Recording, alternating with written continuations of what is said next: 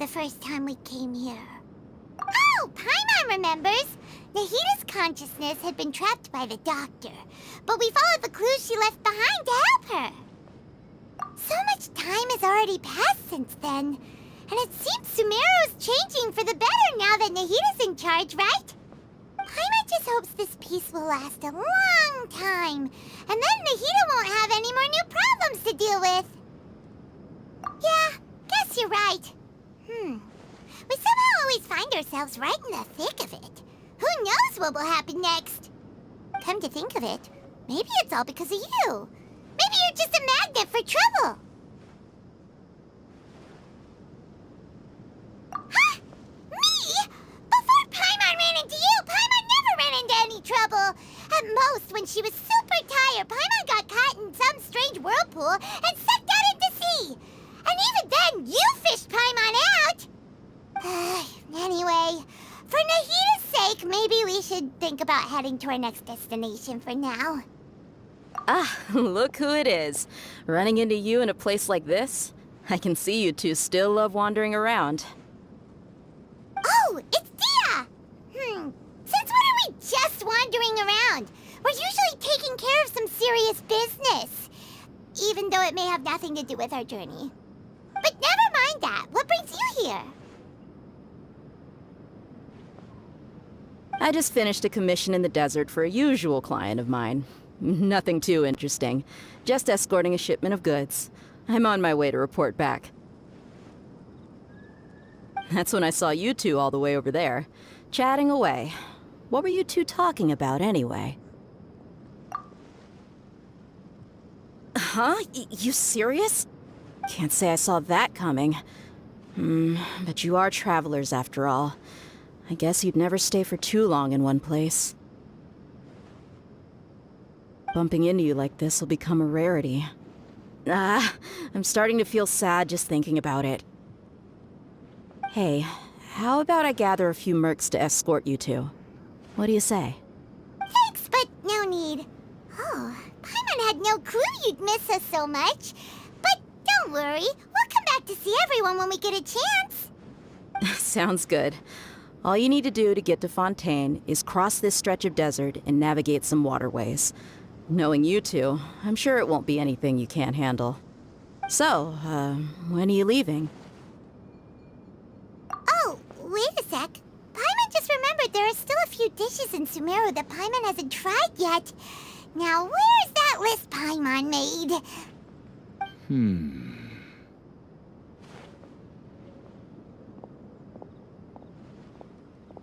I see. Guess you won't be needing a going-away party or anything. It's sad enough to see you go like this. Though, now that I think about it, Sumeru wouldn't be what it is today without you. Seems true heroes always prefer leaving quietly. By the way, should we go say bye to Nahita? Oh, good point. Then there's no need to bother her in the real world. Then, I guess this is goodbye for now, Traveler in Paimon. Whether as a client or a friend, you're always welcome to come find me.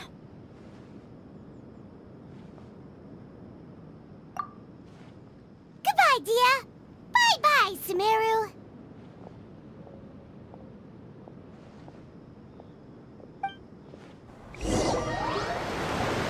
Whew. After crossing all that sand and water, we finally made it. Oh, this must be Fontaine's port. Wow, everything looks so advanced in Fontaine. Paimon's heard that the industry here is extremely developed, and there are all kinds of unusual machines. Just seeing the sights as a tourist is nice, but maybe it would be better if we found something to do. What do you think? Good idea. Nahita gave us loads of useful information. Seeking out the Seven is probably still our best source for information at this point. Yeah, the more we can learn, the better. So, what do you think the Hydro Archon's like? Will we get along? Nahita said that she has a very unique personality, whatever that means. To learn about an nation's god start with the nation's people. There seems to be some locals talking over there. Let's go see if we can join the party.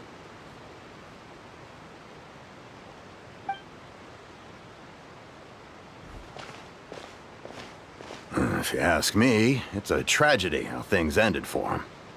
Clearly, he was a pretty decent person. Yeah, I didn't expect that kind of ending for him. I thought he would at least fight on a little longer for his family. I was expecting a sudden plot twist, but it's a pity that it never happened. Still, his story is quite the tearjerker.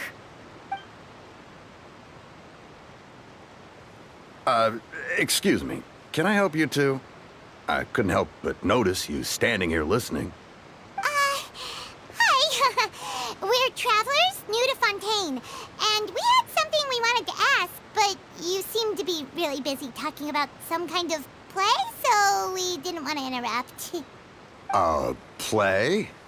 Oh, no. We're talking about something that really happened. In fact, it's a case that was just heard a few days ago. Really? Like, a real trial? But the way you were talking about it and the words you used just now made it sound like some kind of story. Well, good tales are often based on true stories, aren't they? And what you see in reality may also be someone deliberately putting on an act while harboring ulterior motives. Whether something is true or not simply isn't that important. The main thing is whether the story being acted out on the stage is splendid enough. Oh, but it looks like you're not from around here. You probably don't know that the Fontaine Court of Justice is called the Opera Epiclese, or more commonly known as just the Opera House. But, shouldn't court cases be treated a little more seriously than that? Not to question Fontaine's way of doing things. It's just that putting someone on trial is usually a very serious thing. No worries. Other visitors to Fontaine have wondered the same thing. You could say that we just don't want to waste the moving stories behind those cases. And as for your worries about whether the cases are treated with due reverence, we have the absolutely just and honorable Chief Justice Neuvillette, as well as the Oratrice Mécanique d'Analyse Cardinal, a machine created by the Archon. Between the machine and the Chief Justice, false charges and injustice are a thing of the past now. Oratrice? Is it some kind of machine, too? Oh, Paimon's curious. We should check it out if we get the chance.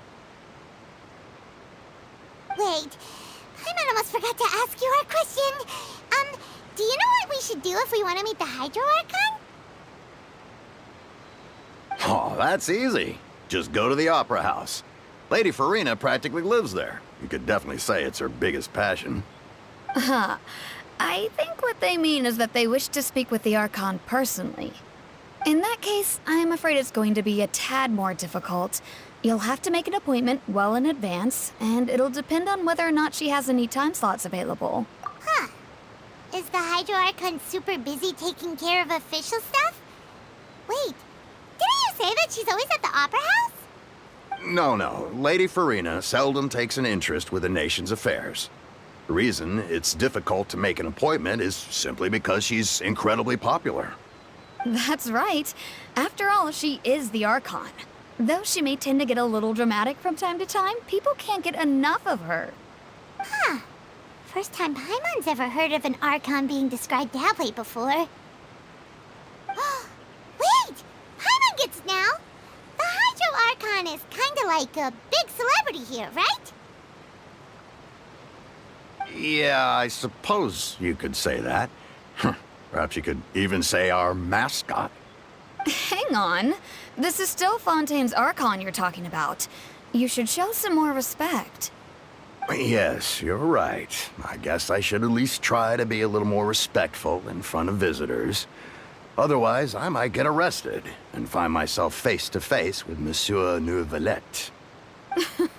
Come on. Sure, there's a lot of laws here, but nobody's going to be arrested for saying something disrespectful about the Hydro Archon.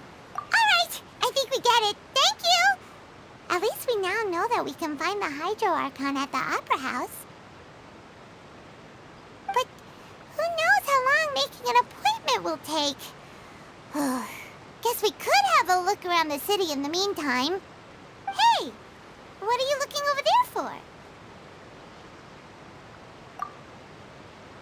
Huh. Maybe something's the matter. She isn't going to jump into the water, is she? Maybe we better go check on her.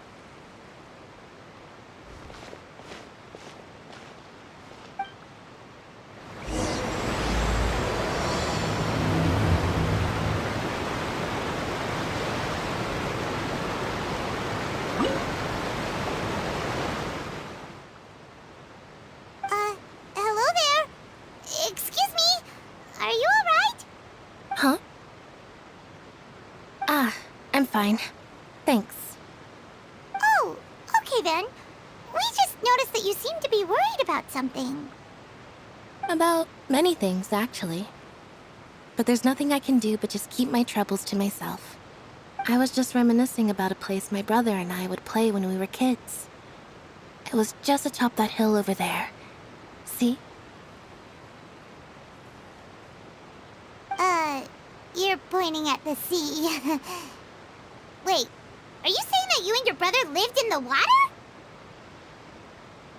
No, people call the waters around Fontaine a sea. It's actually just an inland lake that's filled with fresh water. And no, I can still see that hill clearly in my memories. Now, it's been completely submerged. He would skip and jump, tossing sand in the wind. The sun shone brightly, and the air was filled with the scent of the sea. But now, the water is gradually swallowing our memories. It won't be long before it swallows us. Sorry. Paimon doesn't really get what you mean. I don't believe we've had the pleasure of meeting. Are you Lynette's new friends? Oh, and you are? Thanks for looking after my sister. She often comes here to reminisce about our childhood, that's all. There's no need for any concern. Allow me to introduce myself. I'm Lyney, and this is my sister Lynette. If I had to guess, I'd say you must be travelers from abroad. Nice to meet you. Paimon is Paimon, and this is the Traveler. We just arrived in Fontaine. We were just talking with your sister. Even though we didn't really get what she was saying. I see. It's unusual for Lynette to be so willing to talk with anyone. In fact, she seldom speaks at all. I'm usually the only one she ever talks to. Oh, really? Then you two are just like us. Paimon's always the one talking for some reason. So that's how you think it is? I also think my brother can be too talkative at times. Seems you were right, Paimon. We are quite similar. So, what did Lynette mean just now when she said that the water is engulfing your memories, and that it won't be long before it engulfs you too? Oh, that. It's from a prophecy that's been circulating in Fontaine for some time now. Well, I suppose prophecy isn't exactly the right word, because that implies a certain amount of uncertainty. There's no doubt about what's happening in Fontaine now. Where to begin?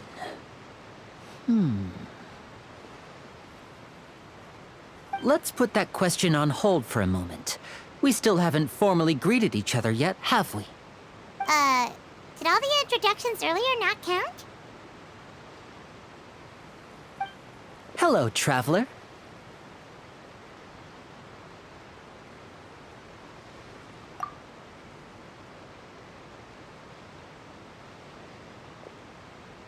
And hello, Paimon.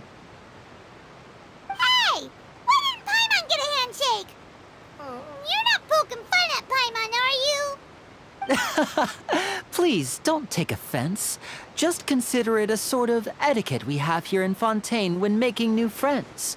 You should remember it. It might prove useful. Oh, all right then.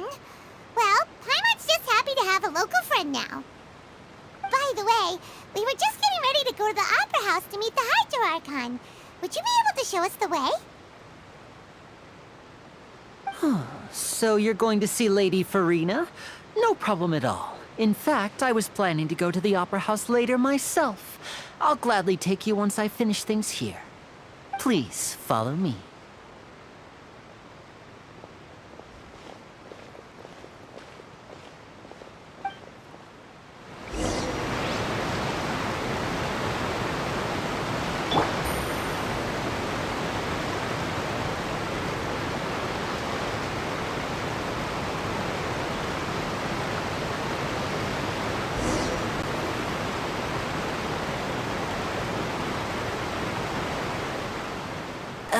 You said you were going to see Lady Farina?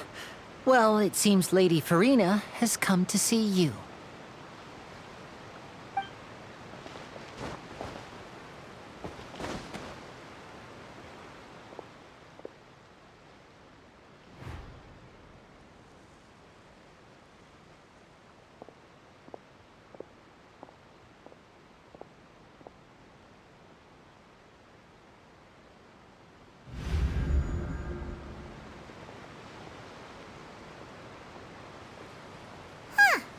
So, she's the Hydro Archon? But how did she know we were looking for her? My dear people, rich and poor, those with cup in hand and those with nothing at all, raise your glasses in celebration! If you don't have one, then just raise your hand in lieu.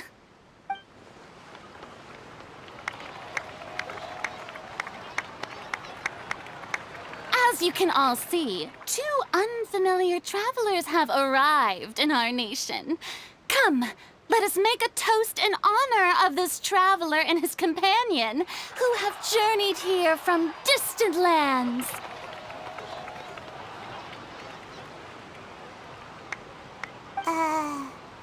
Is she talking about us?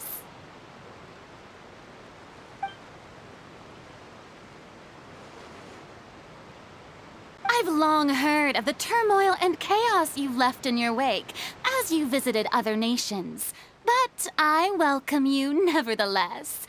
No, I have come to receive you personally. Fear is for insignificant cowards. I am a god, and I will never entertain the notion of such meaningless wariness. You can be rest assured. I see clearly your sincerity.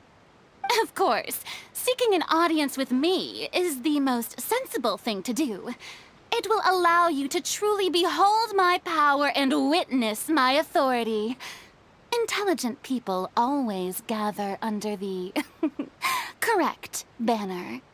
I, Focalors, hereby welcome you to the nation of Hydro and acknowledge the value and significance of your trip. Now, you may rejoice in this. Yeah, Paimon still can't believe it. Feels like we've only been here for a few minutes. But the Hydro Archon's entrance was, how should Paimon describe it? A little over the top? Miss Hydro Archon? How did you know we were coming? I see. As Outlanders, you inevitably lack even some of the most basic understanding. Don't forget that even the gods can be divided into the mediocre and the excellent. I suppose it's only natural for you to be awestruck by my abilities. You had best stop and consider. Do you really have the noble qualities and etiquette necessary to communicate with a god? All it takes is a flick of my finger for me to know everything about you. Whoa, talk about sounding high and mighty. Oh? What's with these looks? Perhaps the welcoming ceremony still isn't enough? What else should I say then? Is she waiting for us to start talking? Wow, I didn't expect to see Lady Farina here. What a surprise! Wait, does this mean they're the legendary blonde traveler? How did I not notice before? Hey, what's all the commotion? Oh, is that Lady Farina? Is there some kind of drama going on? Of course. That's the blonde traveler. The one all those stories are about. Lady Farina came here to personally see him. Oh, I bet this is gonna be the duel of the century. Ooh, I've got to see this. I knew Lady Farina would never disappoint.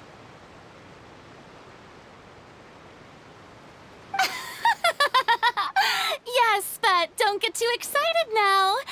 My dear believers and spectators alike tend to get quite rowdy, and despite the noise, I've come to tolerate all their ruckus.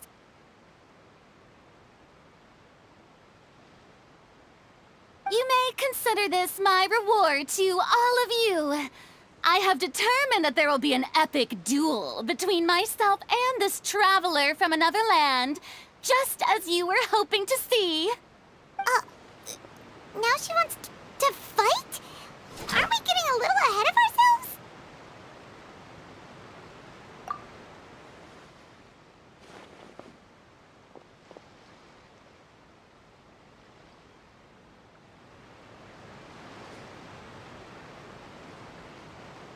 Are you not afraid?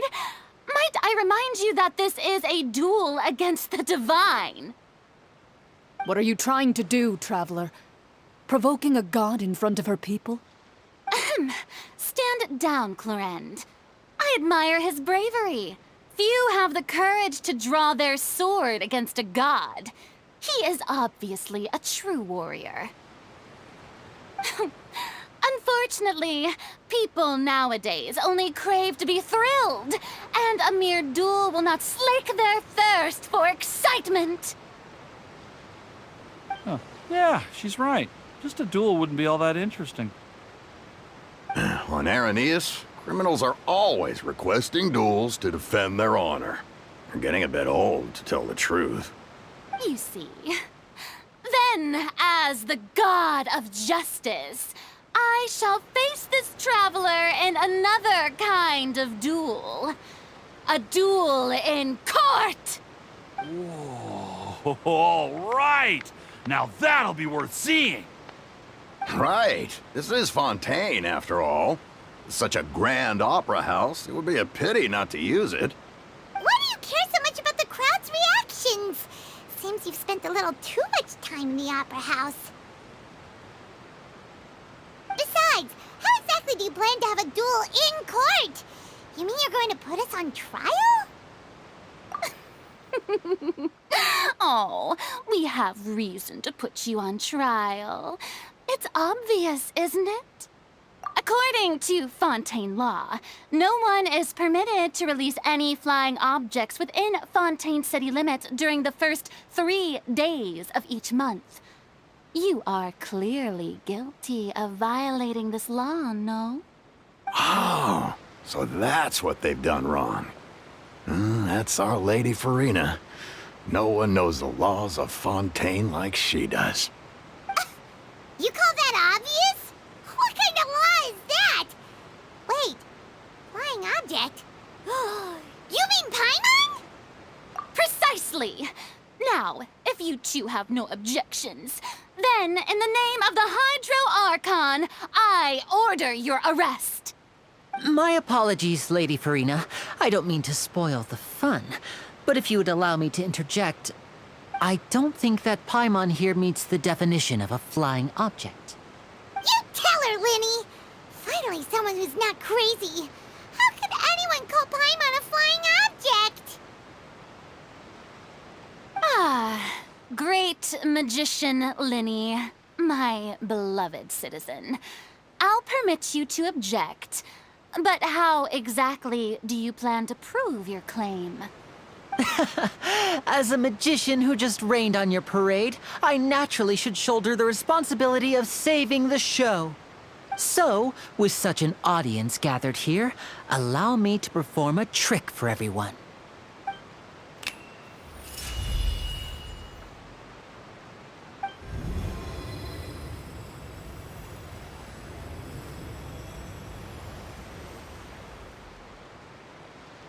Ta-da! What's that on Paimon's back? Hey, when did you do that?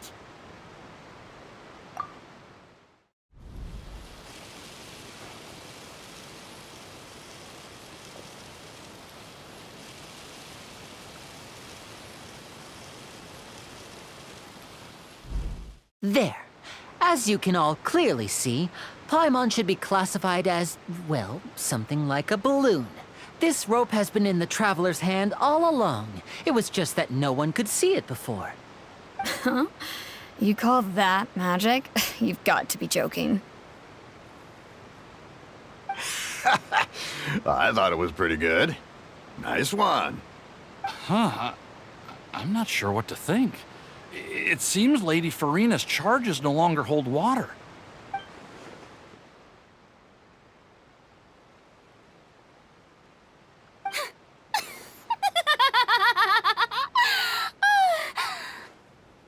Amusing. Very amusing, Lyney. Just the sort of unexpected twist that I enjoy. With you here, today's performance can finally be called complete. Performance? You see all this as a performance? In which case, consider the matter of your trial resolved. The god of justice will not bring charges against an innocent person.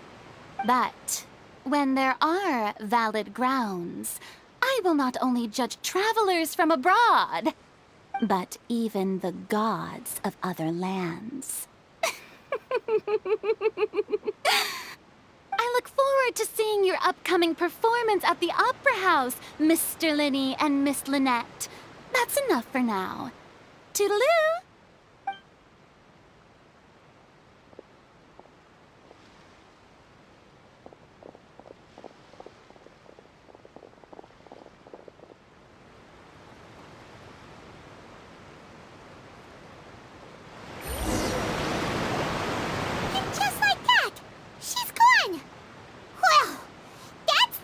Unpredictable Archon Paimon's ever seen. You never even had a chance to ask her anything. But that's a problem for future Paimon. That whole scene just now was really... Don't mention it. I just happened to remember that there was such a law, so I did a little preparation, just in case. I didn't think it would actually come in handy. So, now do you see what kind of god Lady Farina is? She can be a bit confusing at times, but she is still amenable to reason.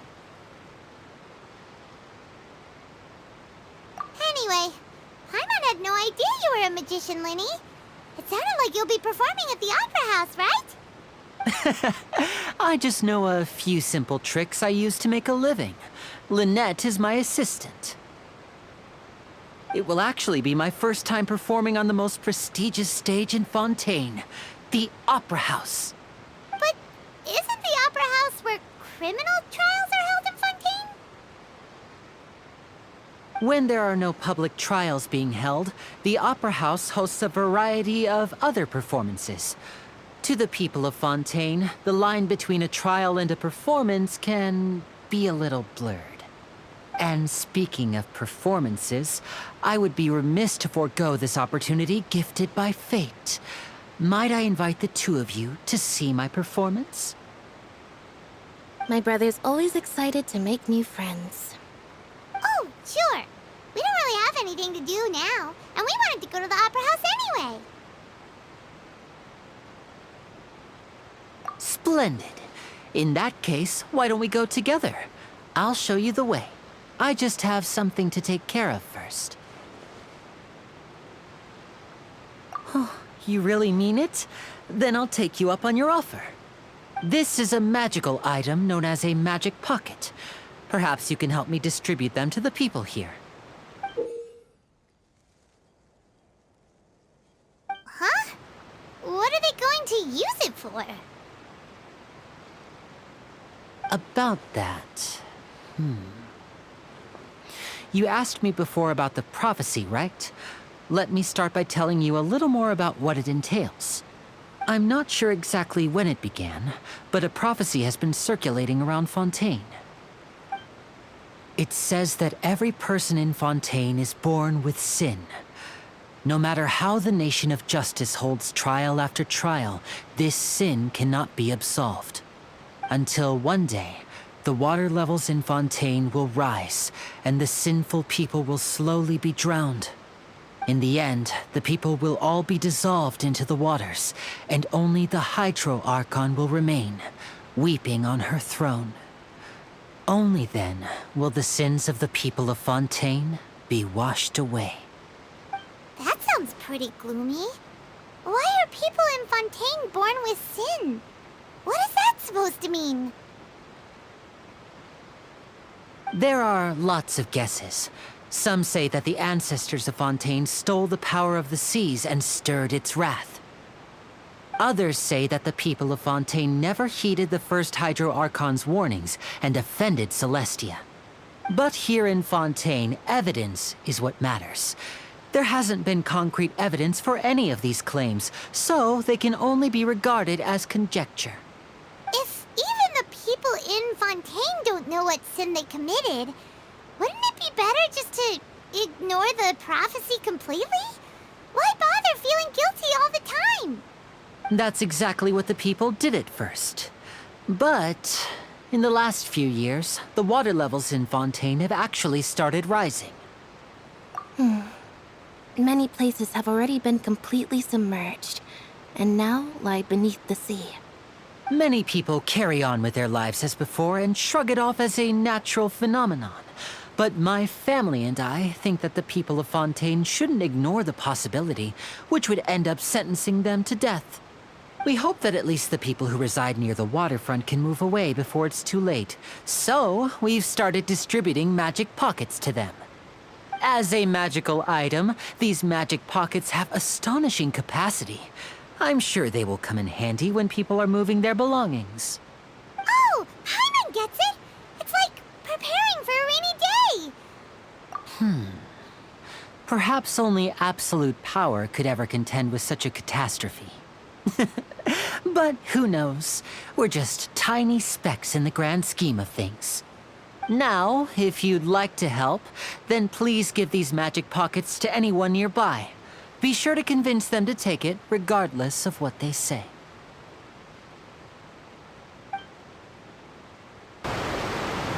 Oh? You already handed out all of the magic pockets? That was fast. So, what did people have to say? I bet you heard some, interesting opinions. Yes, but that will change once disaster strikes. I know they'll change their minds, so it's only right to help them prepare. Is there anything else you need to do before we leave? Yes, one last thing. I have the magic pockets made by a workshop in the court of Fontaine. Since we're out and about, I was thinking about bringing him some more materials. So, you want to collect materials? Just tell us what the materials look like and we'll help. Many hands make light work. Oh, that would be much appreciated. We'll need some Romaritime flowers. I remember seeing them near the waterfront on the east side of the harbor. You made quick work of that. I can tell you're an experienced traveler. I've also finished collecting a few here. Maybe next time you'll feel like helping too, Lynette. No way. I'm in power-saving mode today. Otherwise, I fear I may not have any energy left for the performance at the Opera House. Fine. Though the performance is still a long way off. Now that we're finished here, we should get ready to head back to the court of Fontaine. So, we're going to the court of Fontaine before we head to the Opera House? Good. Paimon wants a tour of Fontaine's largest city and try...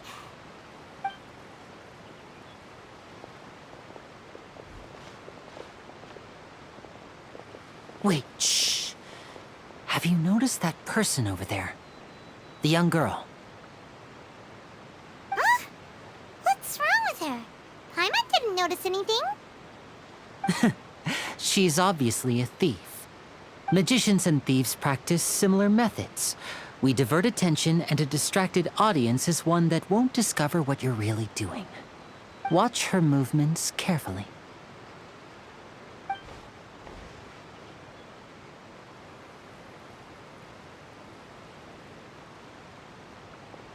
Oh, he's right!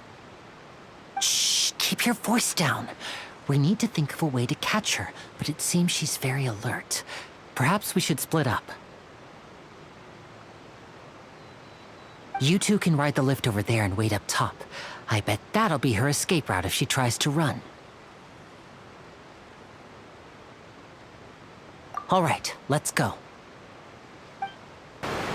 This is the spot where Lyney wanted us to wait.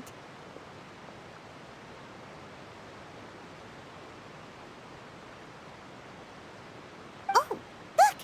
Isn't that her?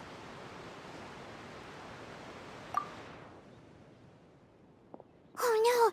Did she notice us? She started running the other direction! What should we do? Should we chase her?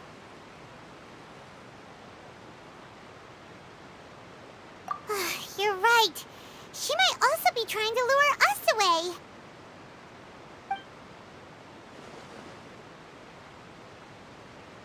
Nothing's happened for a while now. Paimon wonders if Lyney caught the thief.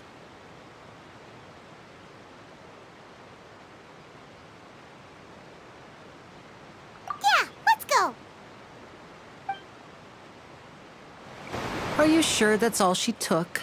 You should check to make sure you're not missing anything else. No, that was all. Oh, I can't thank you enough. I didn't notice a thing earlier. Anyway, I should be going now. Thanks again. Oh, were you returning what the thief had stolen?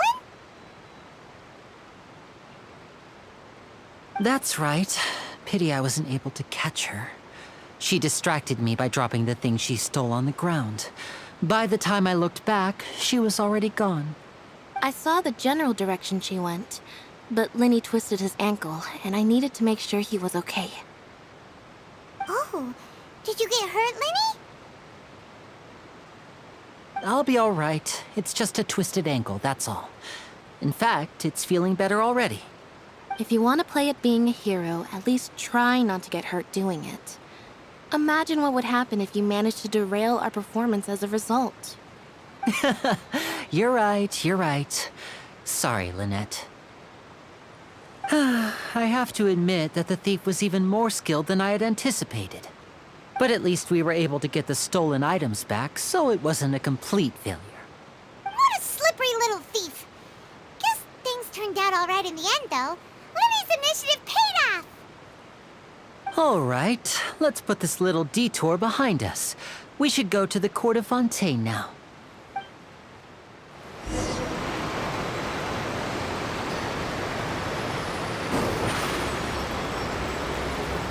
Over here!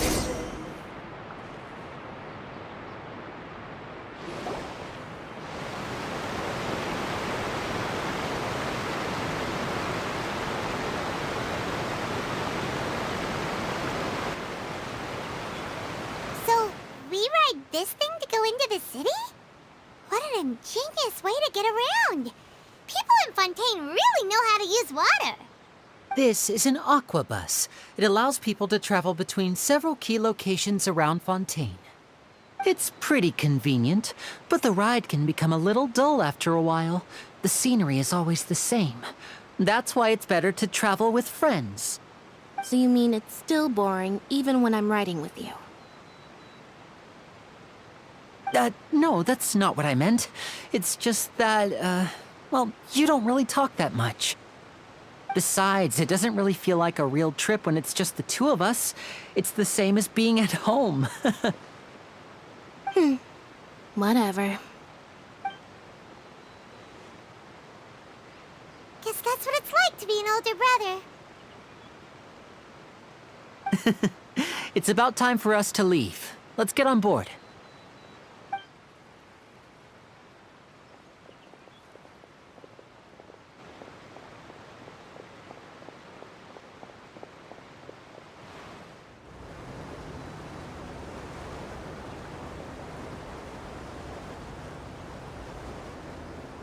Huh? What? Traveler! Paimon! Charlotte! Oh, I never guessed I'd bump into you while riding the aquabus. In the story of my life, this is big news. What are you doing in Fontaine? I didn't hear anything about you paying us a visit. Yeah, it's quite the coincidence. But as travelers, we're always on the move. It's not surprising that nobody knew we were coming. Though we still have no idea how the Hydro Archon knew about us. Oh, let Paimon introduce you to our new friends. Oh, no need for introductions, Paimon. I would recognize the great magician Lyney and his assistant Lynette anywhere. I wouldn't be much of a reporter if I didn't know who they were. It's a pleasure to meet you. I'm Charlotte, a reporter for the Steambird. Nice to meet you. From the Steambird, huh? We've often relied on your paper to promote our performances. It's an honor to meet you. Now that everyone knows each other, Fontaine suddenly doesn't feel like such an unfamiliar place. So, what have you been up to lately, Charlotte? Any big news? Not too much. When there isn't any breaking news, I mainly cover the trials at the Opera House. You can still manage to keep readers' attention as long as you tell things from a clever enough angle, even if it's the same old topics. For example, reporting on how a scammer once deceived vulnerable girls into relationships, or how a financial criminal was once so poor that they ate a single piece of bread for 5 days. You're right. Seems you know me pretty well. What I'm really after is exclusive, sensational news pieces that could shake the country. These smaller stories are a waste of my talents. Oh, I just remembered. I've been following a case lately. Well, a series of cases, actually. You mean the serial disappearances of young women case? That's right. These stories are the talk of the town right now, and it's probably the most mysterious case we've ever seen. If I'm the first with a draft ready to publish when the case is finally cracked, and it's the headline story in the Steambird, oh, when that happens, I bet all the other reporters will shed tears of envy. I've already gathered all kinds of materials. I just can't wait for the truth to be revealed.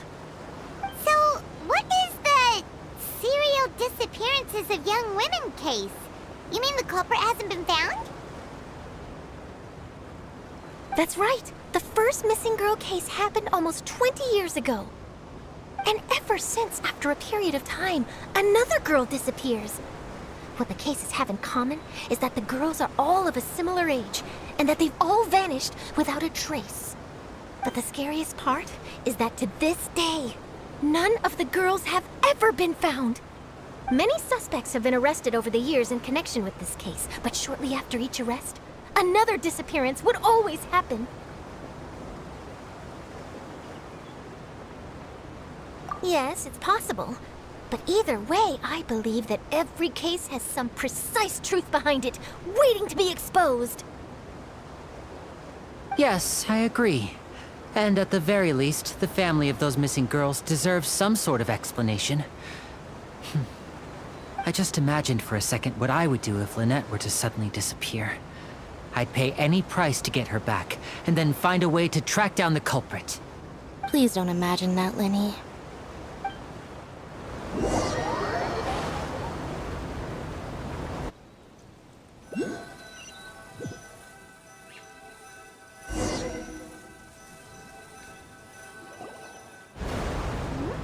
Hey, we're almost there! Look!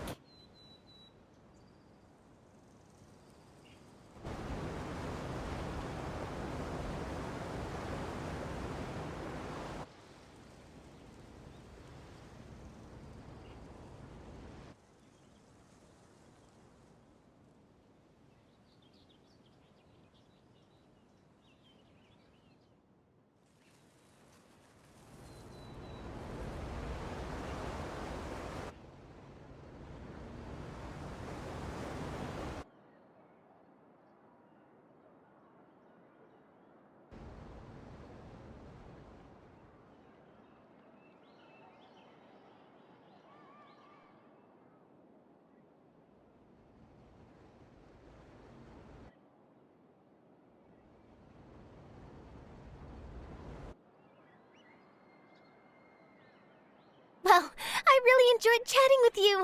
Life should be full of pleasant little surprises like this. Yeah, us as well. The ride went by too quickly. Oh, I have an interview to get to. I should get going before I'm late. Okay, Paimon hopes we can chat again soon, Charlotte. See ya! Bye now. Oh, be sure to stop by and see me at the Steambird when you have time.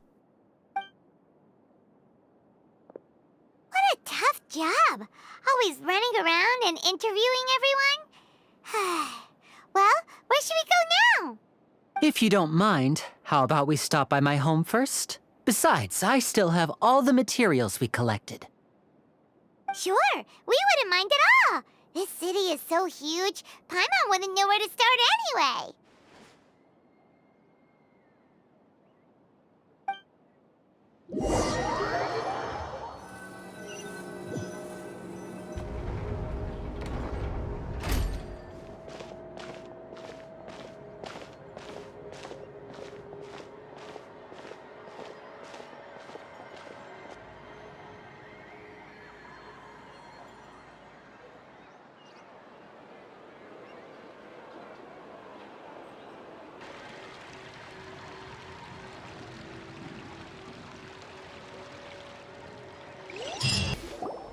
This is our current abode.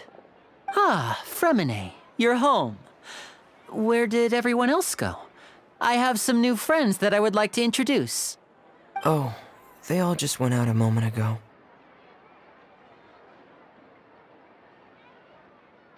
I see. Everyone is getting busier now that Father will be returning soon. I suppose that can't be helped. Allow me to introduce you to my little brother, Fremine. He is a phenomenal diver. Hello. Nice to meet you. Paimon is Paimon, and this is the Traveler. Oh, you sound very proud to have a diver as a brother, Lyney.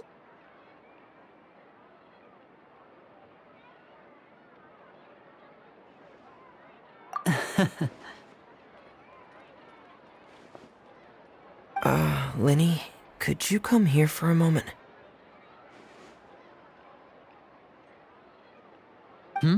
What is it, Fremine? Do you have something to tell me?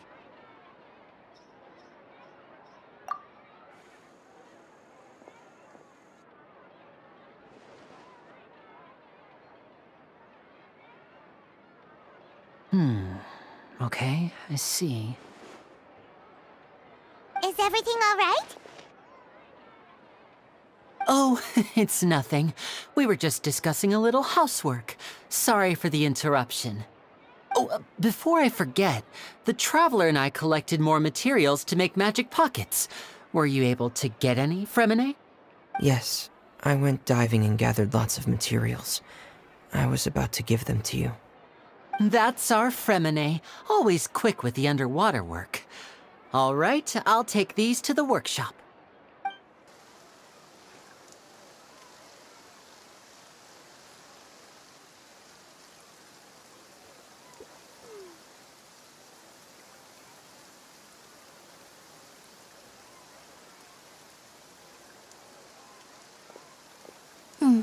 Looks like rain.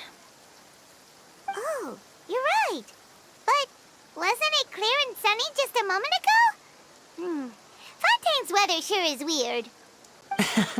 I'm afraid that's just how it is here. It often rains on days where there are trials being held in the Opera House, but don't worry, it'll clear up soon enough. What's wrong, Fremine? There's a legend about the rain that I tend to believe. It's said that a dragon of water once resided in Fontaine. Though we don't know where the dragon went, every time it weeps, the skies will cloud up and pour out rain.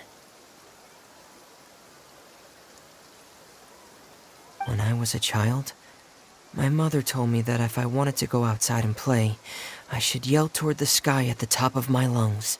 Hydro Dragon! Hydro Dragon! Don't cry! If it's an elemental dragon, then having the power to make it rain wouldn't be very unusual. Let Paimon try something. Hydro Dragon, don't cry!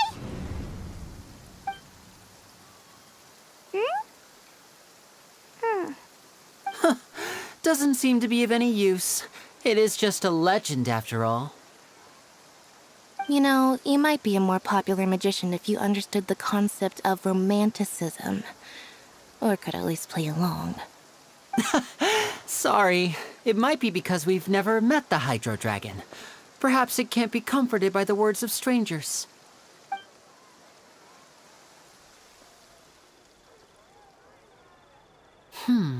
It rained for longer than I suspected. Oh, it's already getting late. Was there something you needed to do, Lyney? Yeah, some preparations for the show at the Opera House. I need to find a way to catch the last aqua bus of the day. On the day of the performance, just ride the aqua bus to the island of Araneus. I'll have Lynette meet you at the fountain in front of the Opera House.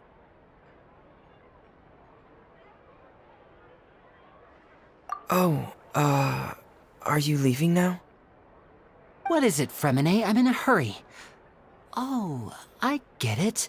You feel nervous delivering the materials for the magic pockets, is that it? Perhaps we could trouble the Traveler to help us take these materials to the Beaumont workshop and deliver them to the owner there? I'm afraid that Fremine can be quite introverted, and the boss there tends to be pretty talkative. Fremine has always been a little afraid of her. No trouble at all. Don't worry, we're on the case. Sorry for the inconvenience. I'm quite useless when it comes to such tasks. I'll think of a way to make it up to you. Oh, no need. This'll be a walk in the park for us.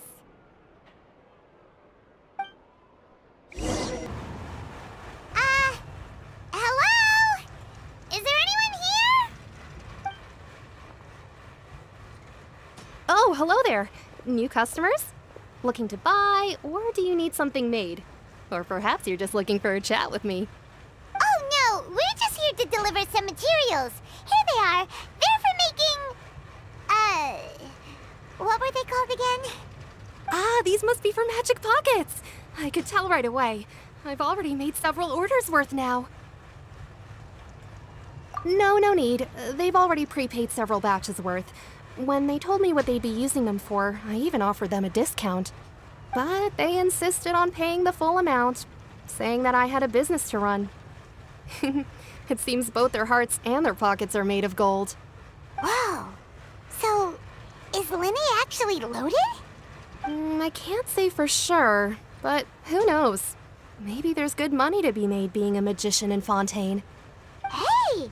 Is this machine what you use to make stuff here? It looks really advanced. Why use your hands when a machine can do the work? It would be a waste not to use the latest technology, and wasting is a kind of crime. But where does a big machine like that get its power from? Well, it's a little complicated. I'm not sure I can put it in layman's terms for you. But basically, everything we usually use here in the city is powered by indemnitium. It's a type of energy that's produced from trials. Huh? How can trials produce energy?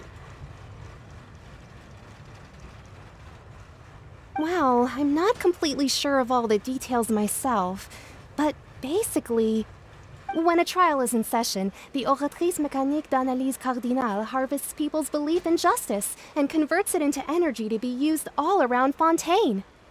So that's what its other function is?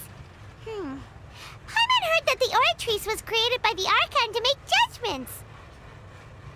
But Paimon still doesn't get it. How could something unreliable like people's beliefs be turned into a stable power source for these machines?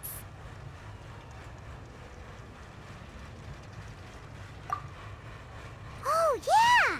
So that means the Hydro Archon relies on the machine to take the energy created by belief and turn it into power for all of Fontaine, right? Even though I've never heard anyone really put it that way before, it sounds like it makes sense. Besides indemnitium, we have another type of energy called pneumosia. It isn't produced by the power of the Archon, but it is unstable by nature. Even now, it still cannot be widely used by civilians. I thought I'd find you hard at work, but here you are chatting the day away. Since you're already talking, I'm sure you wouldn't mind a few words with me. You again? Didn't I already promise you that I'd have the more I owe to Confrérie of Cabriere by next month? Why are you hounding me now? Yeah, but how do we know that you won't go running off by the end of this month? I want 50% today. Wait, no? 70%. Huh? You... Seems business isn't so great for the workshop. We've already finished our job and delivered the materials. Maybe now's a good time to leave? Hey, hold on. Before you go around trying to collect payments, why don't you settle your own debts first? If Confrérie of Cabriere wants to poach clients from Northland Bank, that's fine. But I'm afraid you still owe the bank a hefty sum of mora. So why don't we work things out between us first, before you get back to your little conversation here? You're from Northland Bank. But we said we'll pay everything we owe next month. Why are you hounding me now? Traveler, Paimon! I didn't think I'd run into you here in Fontaine. What are the chances? We're surprised to see you too! What are you doing here in Fontaine? You didn't want to stay in Snezhnaya?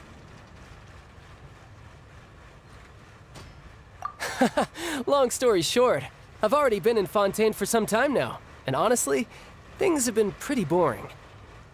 But it seems that fate brought our paths together today. Not only will I have some good friends here now, but ones who always seem to find trouble.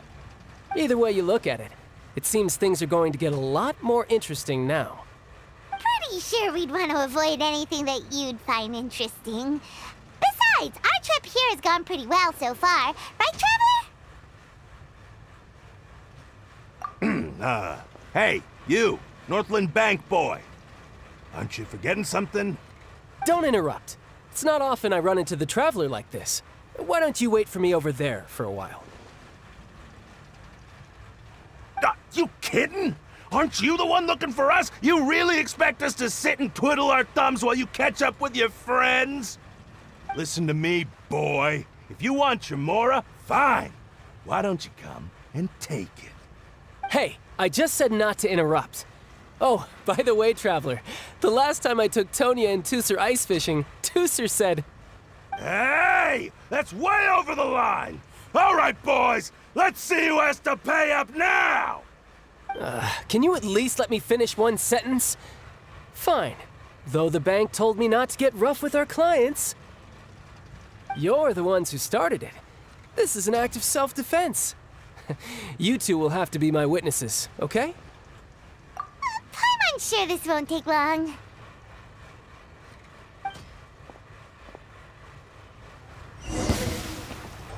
Oh, what's your deal, Brad? How are you so strong if you're just a staffer from Snezhnaya's Northland Bank? Wait, don't tell me you're...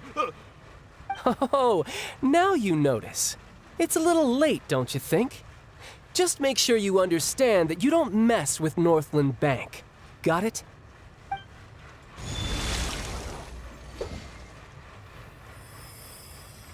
Huh? Now's my chance!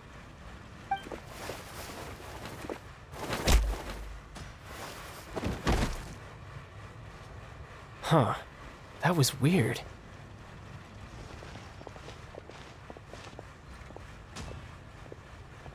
I'm not sure. It's as if I suddenly lost control of my hydro powers when I needed them. Maybe there's something wrong with my vision? Strange. How could that happen? First time Paimon's ever heard of someone losing control of their vision. Never mind. It doesn't matter. If I want to stay sharp, I shouldn't be relying too much on my vision anyway. Besides, I always have my delusion in case I need it. So what are you doing in Fontaine, child? I don't see its work for Northland Bank. Well, I guess it's because I've been in a bad mood lately. Huh?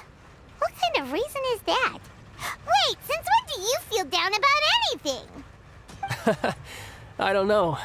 Maybe I still have a lot to learn about myself. But recently, there seems to be some sort of restless power stirring inside of me. And I don't know why, but every now and then I feel like I'm in a terrible mood. Maybe you losing control of your vision just now is connected with that power you're feeling inside. That is a possibility. I can't remember if I ever mentioned it before, but when I was 14, I fell into some unknown abyss.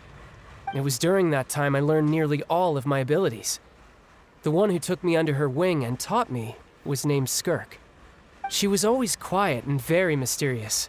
Nobody knew where she came from or what she had been through, and she was always very strict when teaching me combat techniques. One time, I asked her why she was willing to take me on as an apprentice. From what I could make of her answer, it was because I had awakened it, and traces of it remained on me. She said that all my combat training would be useful in the future. But what is it? What did you awaken? She never explained that, but my guess is that it's related to a dream I saw when I had just fallen into that abyss.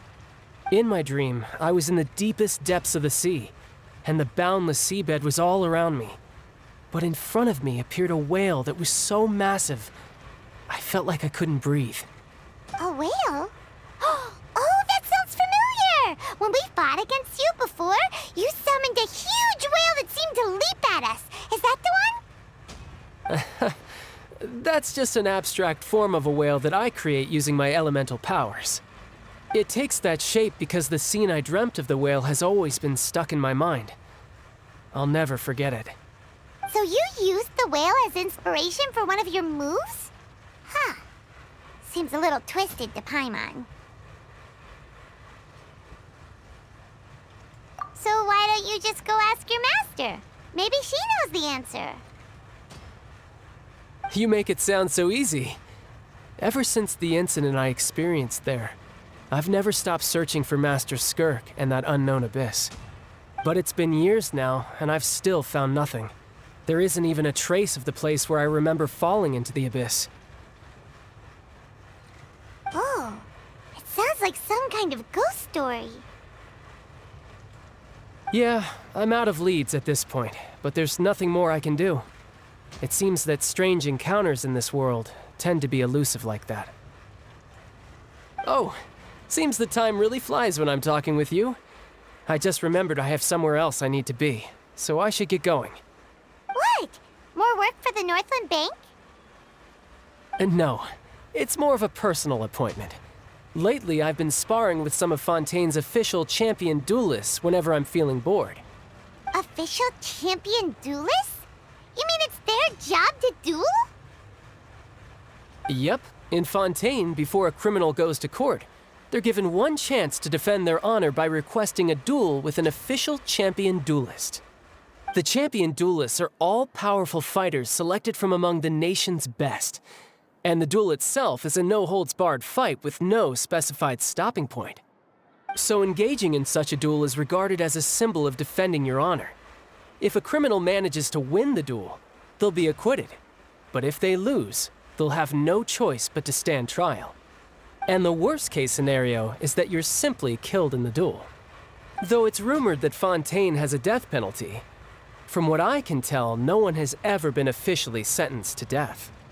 So really, the only people who opt to duel are those who have suffered a grave injustice in being accused, or those who greatly value their honor. Otherwise, why gamble with your life? So, do many people actually get out of their trials by winning the duel? Apparently, it's exceedingly rare for anyone to actually win. Fontaine probably enacted this system as a way to show that the nation respects the honor of its citizens. Besides, none of the champion duelists are to be trifled with, which is exactly why I was itching to face them as soon as I got to Fontaine. Apparently, the one I'm meeting today, Clorinde, is the strongest of the champion duelists. I had been asking her for some time before she finally agreed to face me today. Well, that's Childe for ya. Paimon feels like we heard that name somewhere before. Clorinde. Huh. Oh, before I forget, I want you to have this.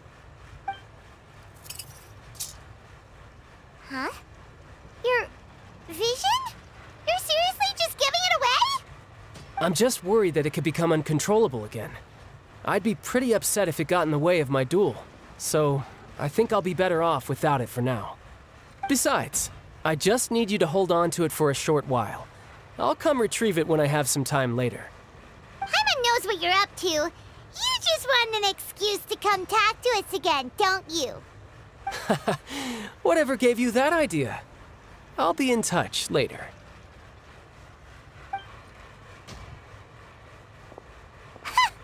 That sneaky guy. He said he's been feeling down lately, but he seemed the same as ever to Paimon. Well, since we don't have much to do for now, we might as well walk around and see the city before Lyney's performance.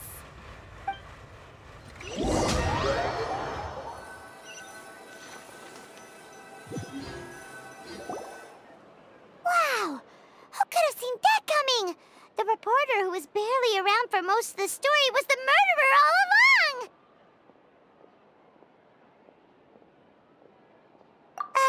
Sorry.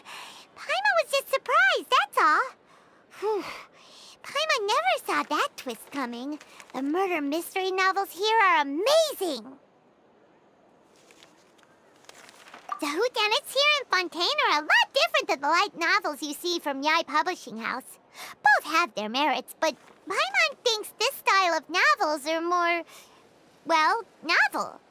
It's so exciting to reach the moment when the mystery is uncovered, especially in the one Paimon was just reading. You should buy a copy and read it too. Oh, sorry about that. Paimon will be more careful next time. Hey, shouldn't we be heading to the Opera House to see Lyney's performance soon? It's almost time for the show to start, so we should get going. Whoa, now this is fancy! The Opera Epiclese. What a place to hold a performance! No wonder Lyney and Lynette were looking forward to it. Huh, looks like there's a lot of people standing around the fountain up ahead. Oh, Archon, please bless us with a bright and healthy child. We pray. I don't know why you always feel the need to ask so much. I'll be happy as long as our child is healthy and lives a peaceful life. I guess if they're our kid, then there's no doubt they'll turn out smart. Maybe this is one of the customs in Fontaine. There sure are a lot of couples here. Vache. What's wrong? Vache. Vache.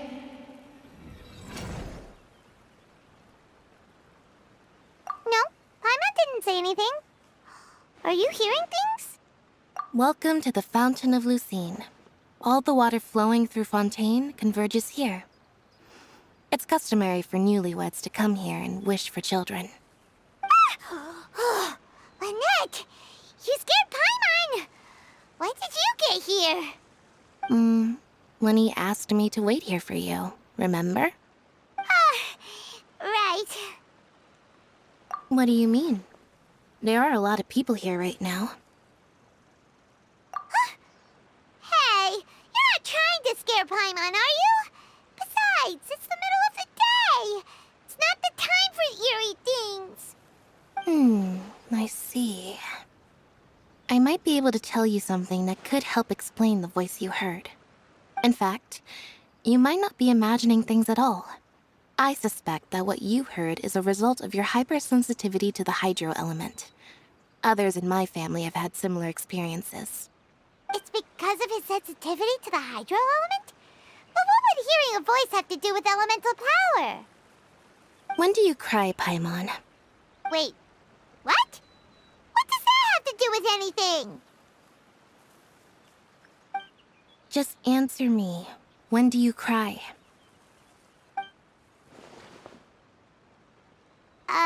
When Paimon's really sad? Oh, and when Paimon's super happy. Oh, and also when Paimon's really, really scared. Then you should understand that tears contain your most intense emotions. Like I just mentioned, the Fountain of Lucine is where all the flowing water in Fontaine converges. Even the tears that fall to the ground will eventually gather here. So maybe what you heard was the intense emotion coming from someone's tears. So, what did the voice say? Huh. If you were hearing their emotions, then Paimon wonders what happened to them. Rather than worrying about them, we should worry about my brother first. Don't let that calm look of his fool you. He tends to get pretty nervous just before a performance.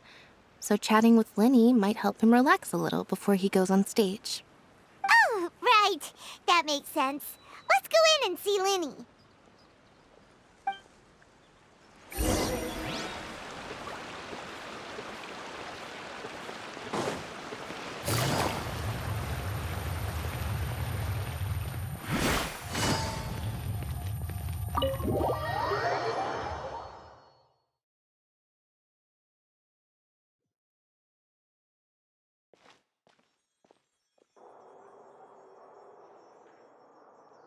Ah, Traveler and Paimon. Good to see you.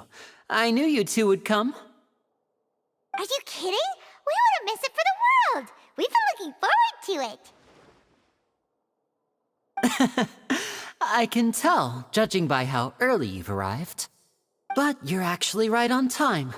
The audience still hasn't started entering the venue yet, which means now is the perfect chance for us to take you to the best seats in the house. Wait just a moment. I'll fetch the tickets.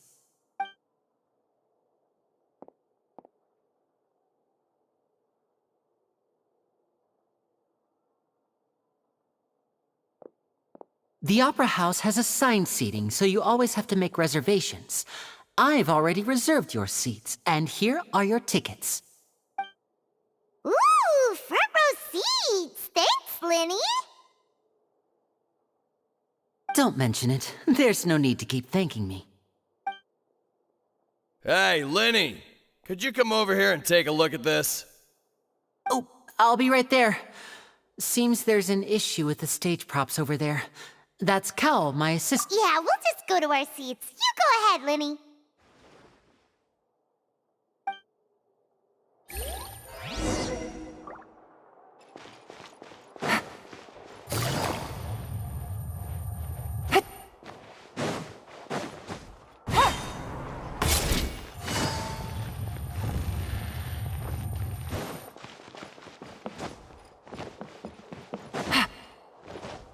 Take it easy.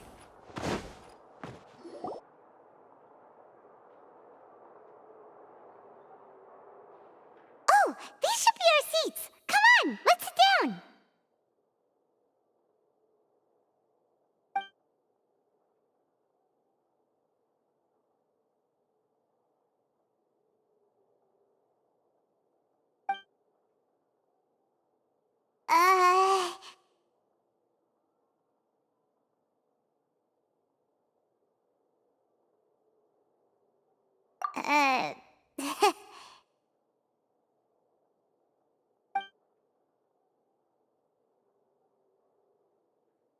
Hey, Traveler. Maybe we should strike up a conversation with the person next to us. Since we're sitting together and the rest of the place is practically empty still. It's... Oh, you little... Of course you put this on Paimon. Excuse me, I did not realize you felt awkward. I am terribly sorry. I would be perfectly happy to chat with you if that is what you would like. Oh, so you heard all of that, did ya? Boy, you sure have good ears. Paimon thought she was keeping her voice down. Wait, that's not it. Paimon's... Sorry. Paimon's the one who was being rude, talking under her breath like that. So, let's talk, but, what should we talk about? Oh, Paimon's got it. You're also here early and sitting in the front. Are you a friend of Lyney's too? A friend, you say? Well, if Mr. Lyney would like to be my friend, I would be more than happy to reciprocate. Oh, so you're not friends with Lyney then? Oh, this is getting more awkward by the second. Paimon nearly forgot to make her introduction. Nice to meet you. Paimon is Paimon, and this is the Traveler. We just arrived in Fontaine. It is an honor to meet you two. I have heard of your deeds across Tevat. And as required by proper etiquette, I will also introduce myself. I am... Oh, Monsieur Neuvillette, what an honor it is to have you here to see my show. Ah, Mr. Lyney. I should say it is in fact an honor for me to see your performance in person. Wait, Neuvillette? Could he be...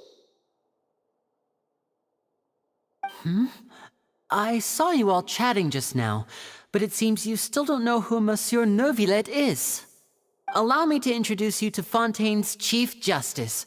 That seat is always reserved for him. It wouldn't be too much to say that he's the symbol of justice and honesty here in Fontaine. Whoa! Sorry for being so rude just now. Paimon had no idea you were such an important person. No offense taken. Being Chief Justice is merely what I do for work. Nearly every person has their usual reserved seat, so I'm not so special, really. And by the way, I should probably let you know, even though I would prefer not to, there's someone sitting up there in the VIP seats that has been striking a pose for quite a while now. I believe she is trying to give you a most elegant and impressive first impression. So I think you should take notice of her sooner rather than later, otherwise she may become flustered.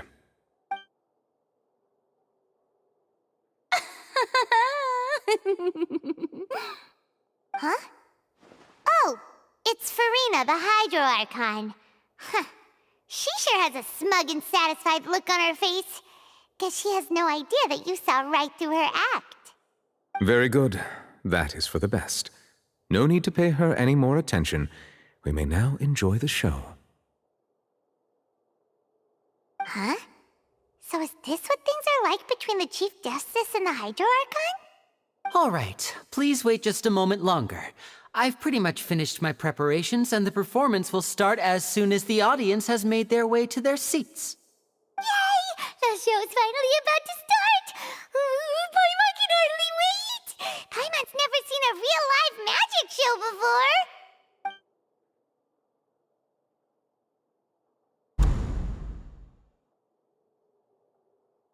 Ooh! They're dimming the lights! The show must be starting!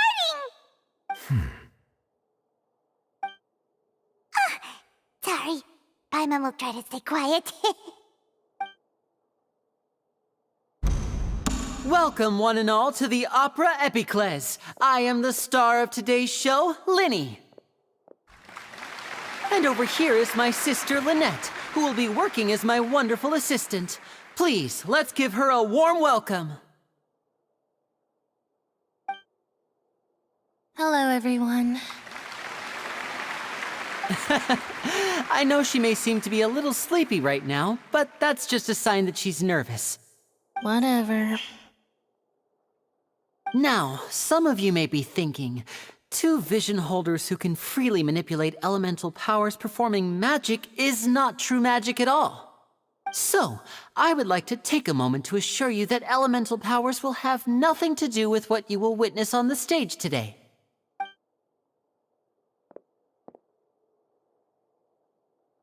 Both Lynette and myself have removed our visions for the show. That way, even the gods won't be able to help us. Oh, good point. That's what makes the show real magic. Now, without further ado, let the show begin. Lynette will now exit the stage to make some preparations. I know you might miss her, but don't worry. She'll be coming right back on stage momentarily. Perhaps in an unexpected way. I'm sure she'll be stealing the spotlight soon enough. Oh, and before I forget, there's one more thing I should say. You never know what can happen in the blink of an eye. A magician's greatest skill is making things disappear or appear. The possibilities are endless.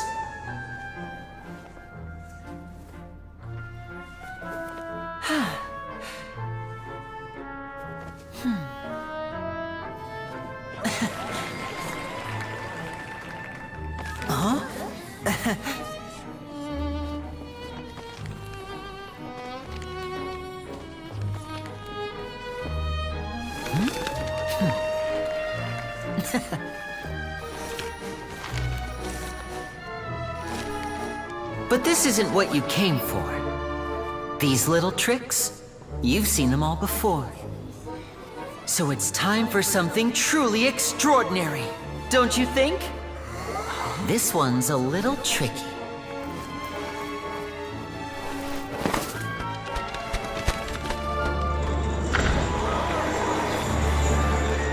Using this water tank, I shall make my sister vanish completely, right before your very eyes.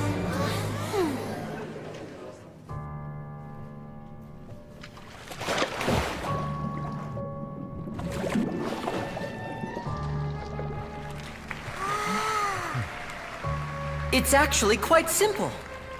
She'll just turn into air bubbles and float right out of the top.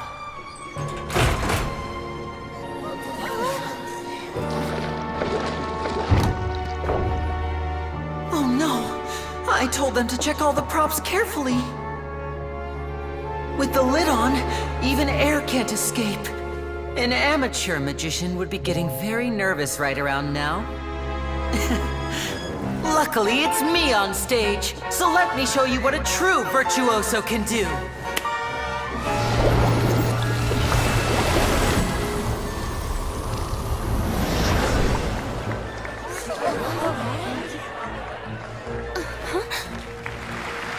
Lynette, are you still there? Don't go too far. We don't want to use up all our magic. Hi, I'm back. Uh-huh.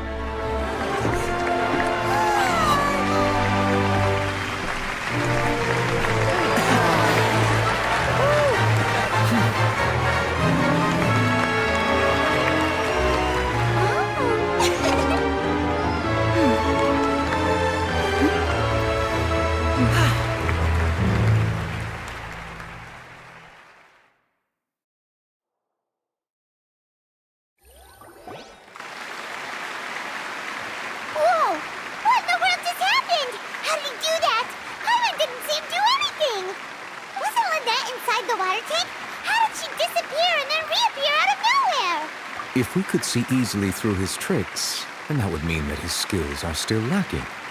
To appreciate magic, you should focus on the show happening on stage, rather than getting caught up in trying to see that which has been intentionally hidden. Guess you're right. Paimon couldn't believe her eyes when Lynette reappeared. Amazing! Thank you everyone. I'm glad you enjoyed that performance. But our magical journey has only just begun.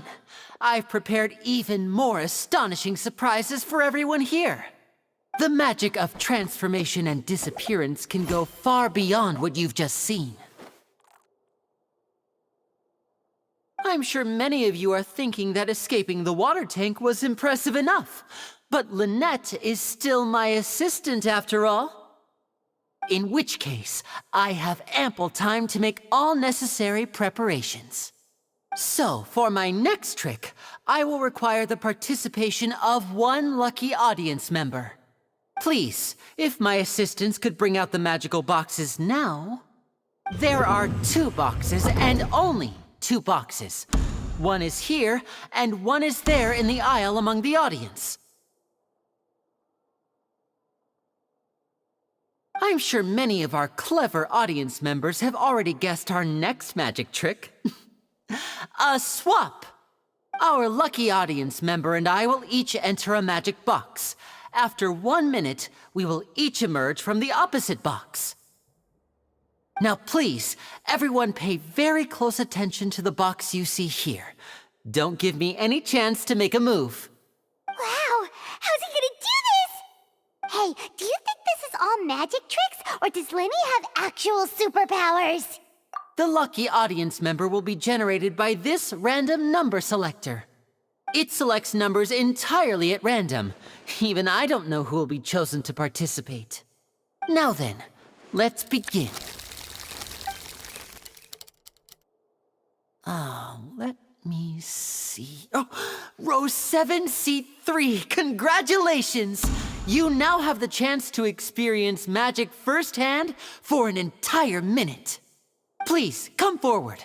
My assistant will take you beside the magic box.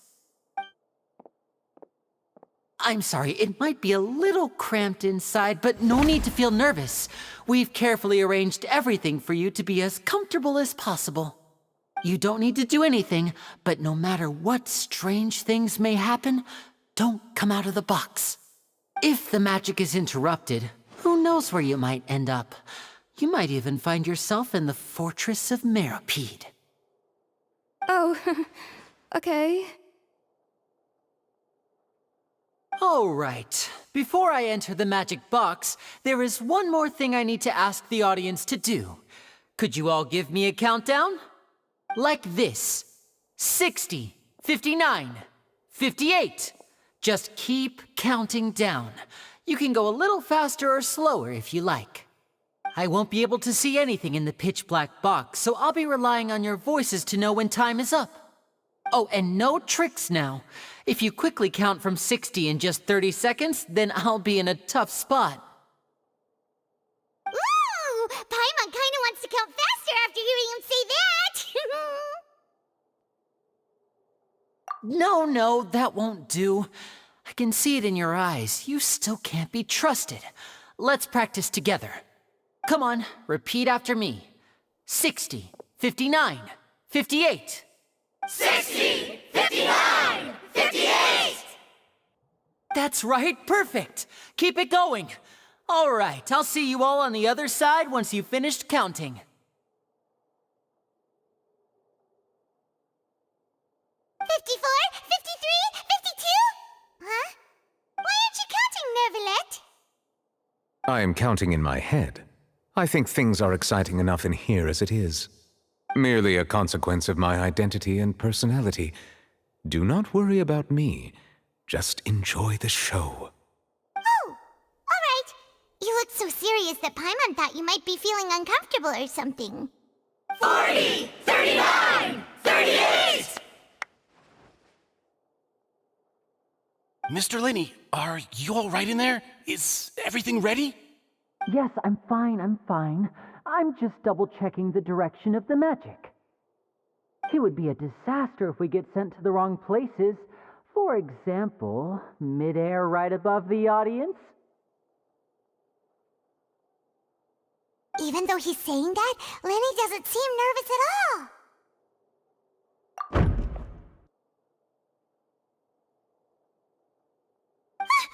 What was that noise? Did you hear it too? Not sure. Anyway, it doesn't seem like anyone's worried about it. 25! 24! 23! What's wrong, Mr. Lyney? I can still hear you moving in there. I seem to have accidentally knocked over a decoration. I'm trying to fix it, but it's pitch black in here. I can't tell left from right. Never mind the decorations. There's no time for that. The show is what's important. No, that's unacceptable. I want my show to be perfect. Don't worry, we still have 20 seconds. Hear them counting? 19! 18! 17! It seems things aren't quite going as planned. I apologize, everyone. It feels like you're all starting to count faster, but that's all right. I know it can be tiring to do such a long countdown. 10 seconds and change is still plenty of time.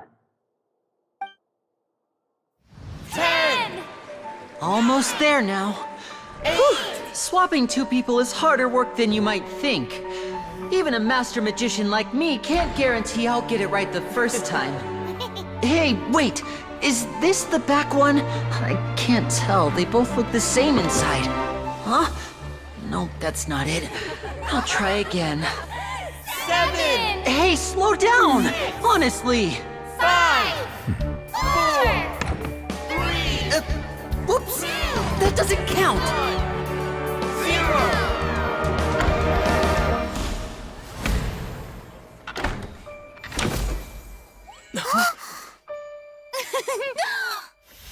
Ta-da!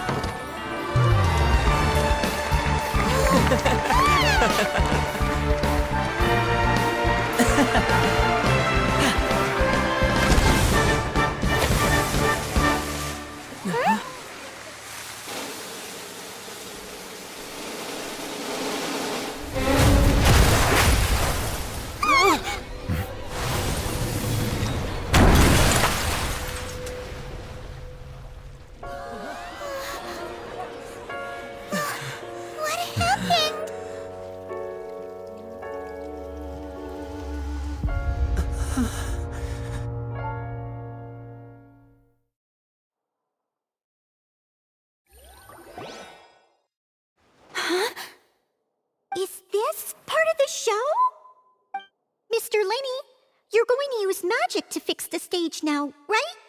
What happened? Oh no. Maybe this isn't part of the show. The girl was still in that box, right? This performance is over. Medical staff with me. Guards, secure the scene and detain all the performers. Seal the exits. No one is allowed in or out at this time. Yes, that's right. If this was just an accident, then we must investigate the cause. But if this was all part of some scheme, then those accountable will not escape the judgment of the God of Justice! No need to be alarmed, you two. We'll get to the bottom of this soon enough.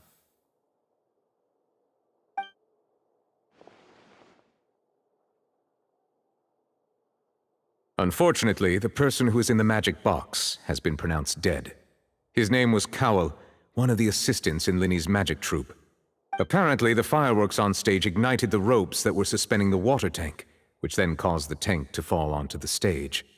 As of now, we are still not sure why we found Cowell in the box, rather than the guest from the audience.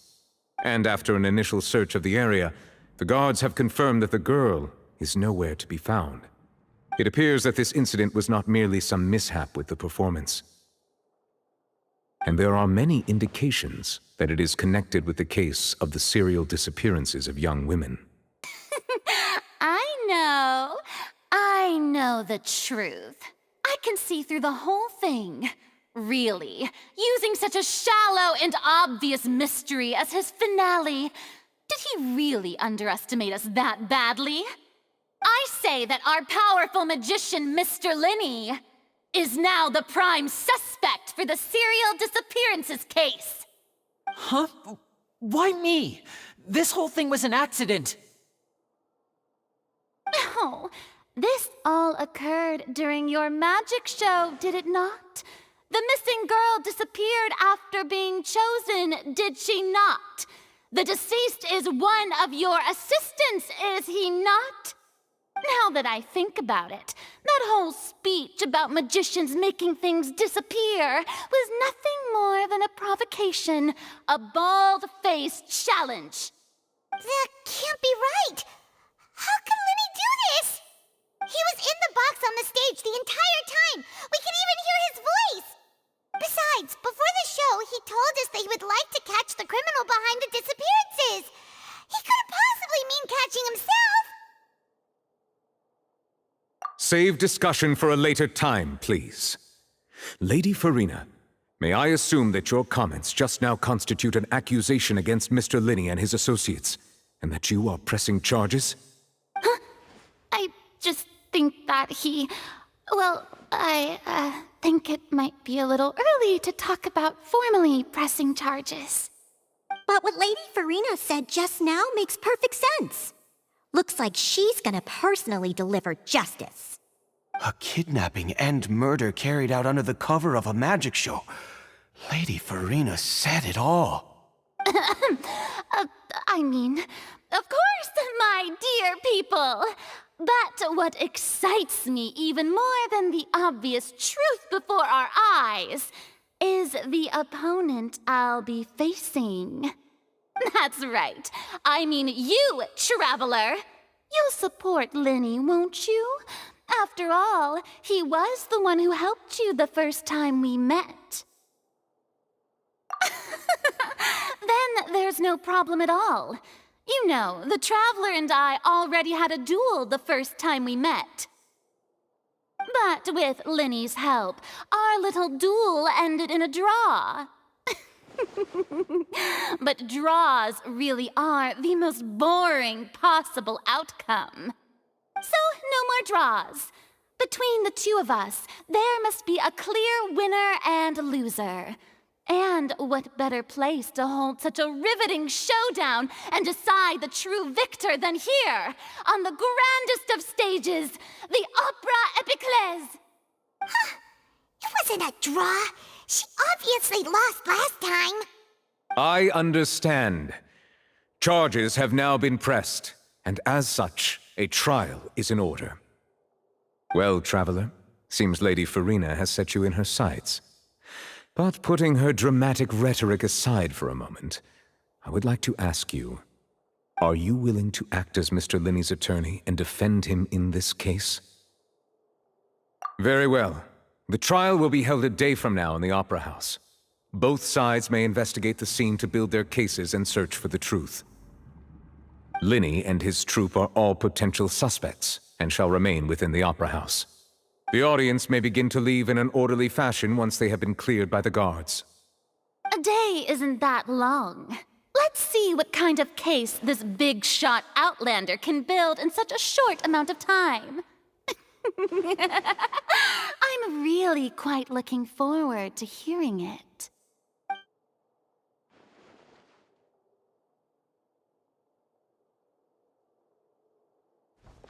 Lyney!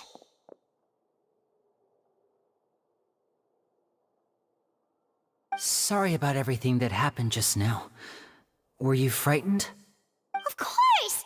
Who wouldn't be scared after witnessing an accident like that?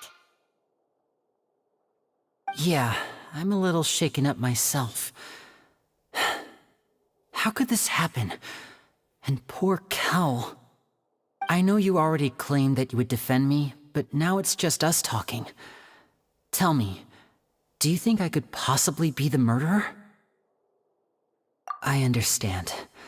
Even I'm not sure what happened, so I can only imagine how difficult it is for you to grasp the situation. I'm sure everyone sees me as the biggest suspect at this point. But, if you ask me, the whole thing is mysteries layered upon mysteries, such that all that's left is confusion. I don't know whether what happened there on the stage was purely an accident or not, and I don't know why poor Cal was in the box. As for how that girl chosen from the audience could suddenly disappear, I'm afraid I don't have any answers either. If someone tampered with my performance, then we need to figure out what they did. Even a skilled and knowledgeable magician like myself couldn't pull all that off in just 1 minute.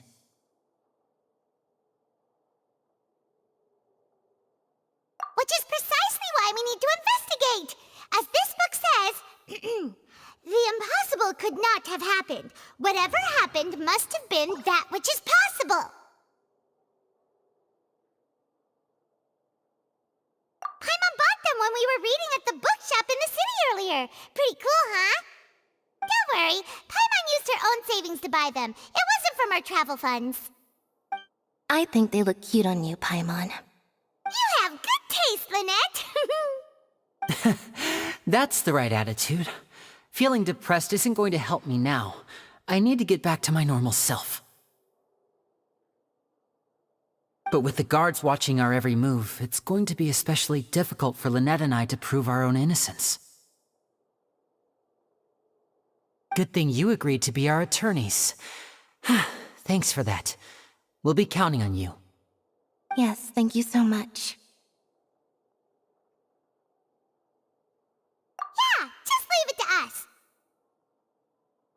Oh, since we're going to start investigating, Paimon has a question first. Where did Lynette go during the performance? Ah, well, I'm afraid that would involve some of our essential trade secrets as magicians. The secrets behind our magic are past saving, Lyney. I suppose you're right. The truth behind our tricks is going to be important evidence that will be weighted during the trial. 'Tis truly a pity. As a magician, our magic show is a work of art. We've poured countless hours and spared no effort in perfecting it. But if revealing our secrets will help you uncover the truth behind what happened, then it will be well worth it. We should go somewhere else if we're going to discuss our magic tricks. We'll go speak with the guards, and in the meantime, you can go investigate the stage and the seating areas. Alright, let's go have a look while the investigation teams are still here. Detective Paimon is on the case!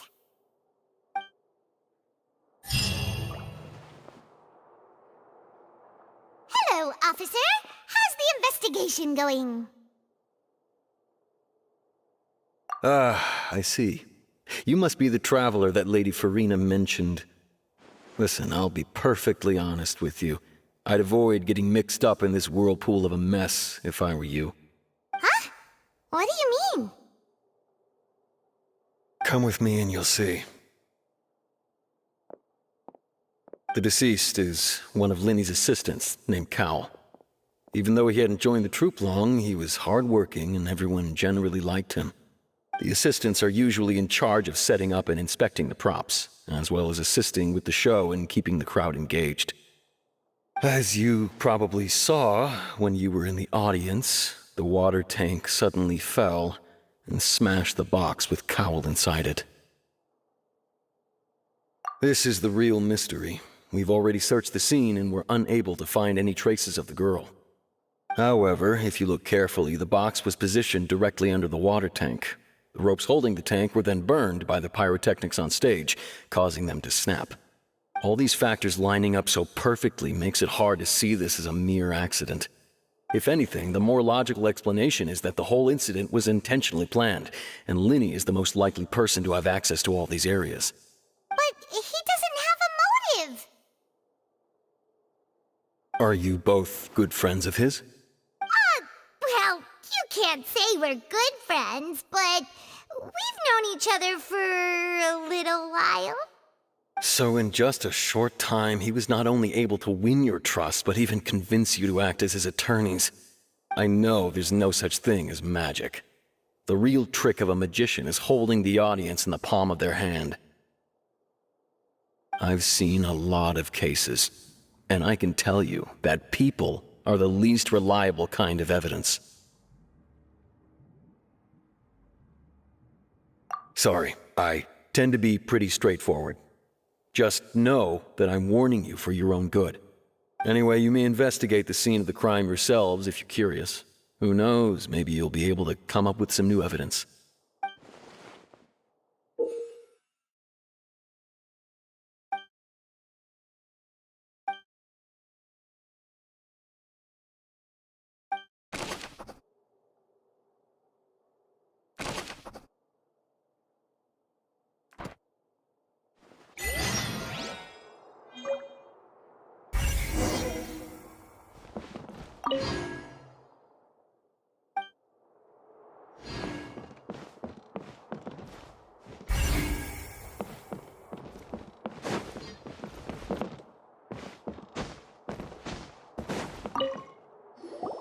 So this is the rope that broke and caused the water tank to fall.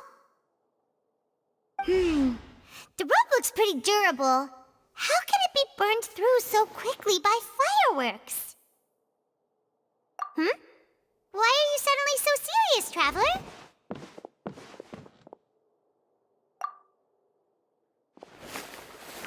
Whoa. Look! This bit is made from different material! Most of it was burned away, but there's still a little bit of it left. So if a rope meant to hold something was made with that kind of material in it, then that means... Wait! Why don't you write all this down? Let's take notes!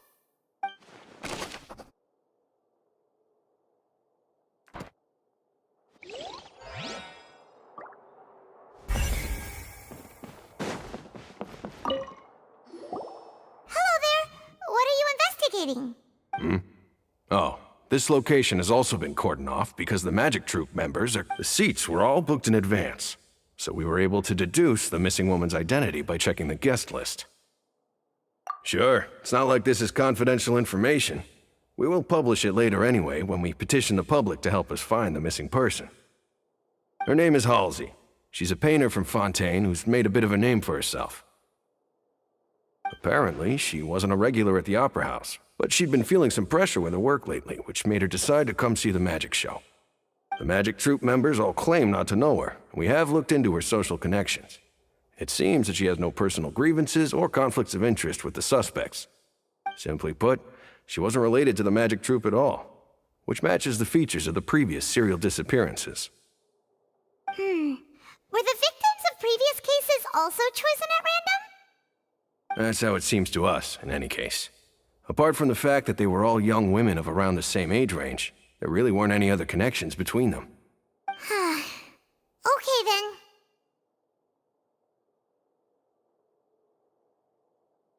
No need to be so formal. If you do happen to see the missing girl, please be sure to contact us. It is of utmost importance that we get to the bottom of these disappearances.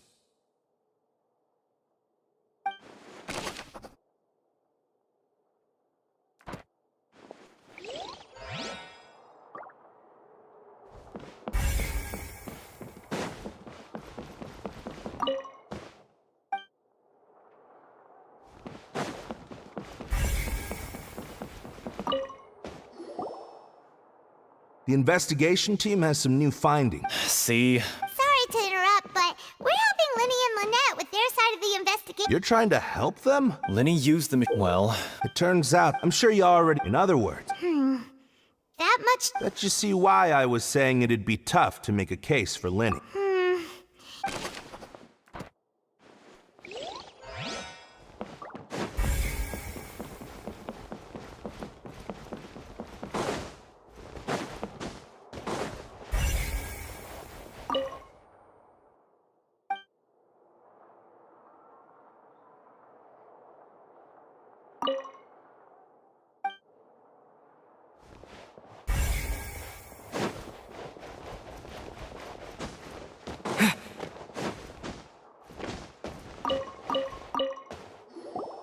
I see that you're investigating the area.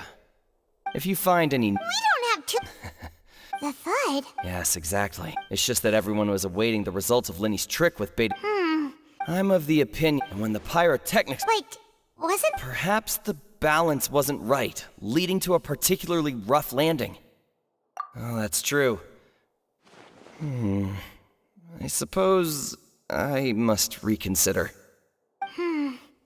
That does remind Paimon, though.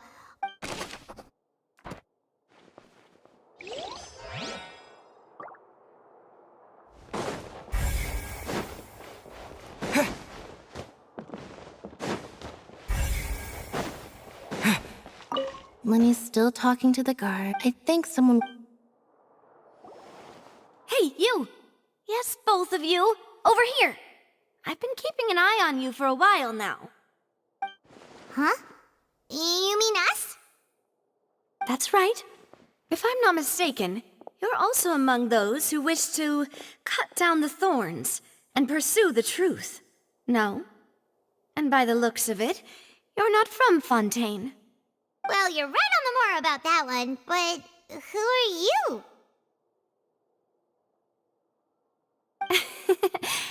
Have you never heard of the Spina di Rosula? From mediating disputes and providing protection to solving conundrums, you name it, Spina di Rosula does it. And I, Navia, have the honor of being its renowned president. Though those who play by our rules call me boss. I'm Silver, her attendant. Pleased to meet you. And I'm Melus. Demoiselle's various daily needs and affairs are under my purview. Huh? Boss? Demoiselle? What gives with the names? Well, I am the second generation president. Melus and the others are still used to my previous title. My apologies, Demoiselle. Should you prefer, boss, I will endeavor to use that instead. No, no need. You don't have to call me boss. Just Navia is fine. Okay, if you say so. Not that we're members of Spina di Rosula anyway. All merely trifling details. Never mind. Now, back to the situation at hand. That's right. I've always kept an eye on the serial disappearance cases. My interest stems from a matter back from my father's time. Judging from the look of things, I find Lyney an unlikely mastermind. Really? We think so too! That's why we're looking for clues now. But how did you come to that conclusion? Intuition, naturally. My unparalleled intuition. Lyncheur was quick to point the finger at Lyney without any decisive evidence whatsoever, wasn't she? But that's not uncommon for her. If you remember, the Justice had to interrupt her and ask if she was pressing charges just to keep her from getting carried away. Anyway, a trial begins the moment someone levels charges. And, of course, there was no way Farina was going to back down in that situation. Sounds more like you just don't trust the Hydro Archon. Well, what's your opinion? I must admit that she can be interesting at times, but liking her doesn't mean that I'll blindly agree with her. All right, I've answered your question. Now, it's time you answer mine. Wait a minute, did that answer count? Well, I say it does. But don't worry, you won't hear any pointless questions from me. In your opinion, do you think it's right to treat a trial like it's an opera? Well? And why would that be?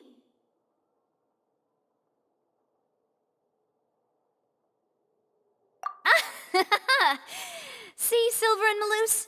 I told you they'd be different. Most astute of you, demoiselle. I too think that the traveler's response was most excellent.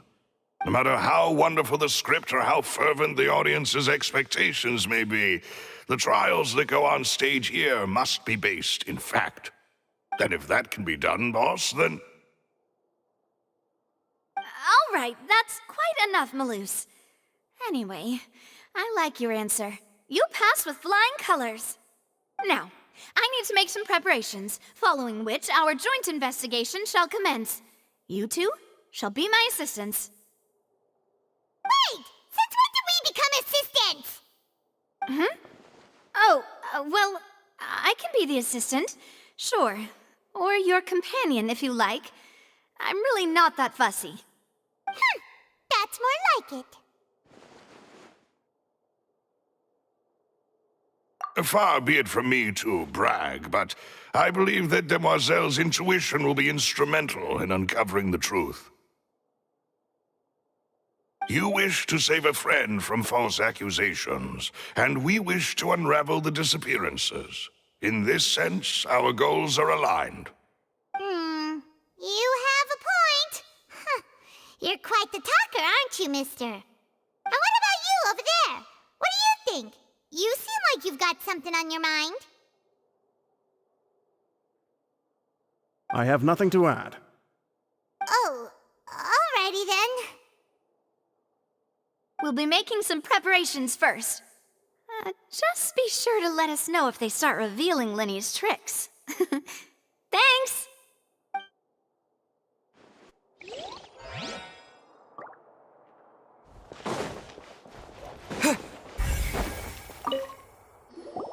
Sorry, but no one can... Were you always... Yes, so the missing girl couldn't have... I doubt. How can you be so... Well, I couldn't see but still, I'd we So, it's safe to say... Alright, thank you for your help. This'll be useful...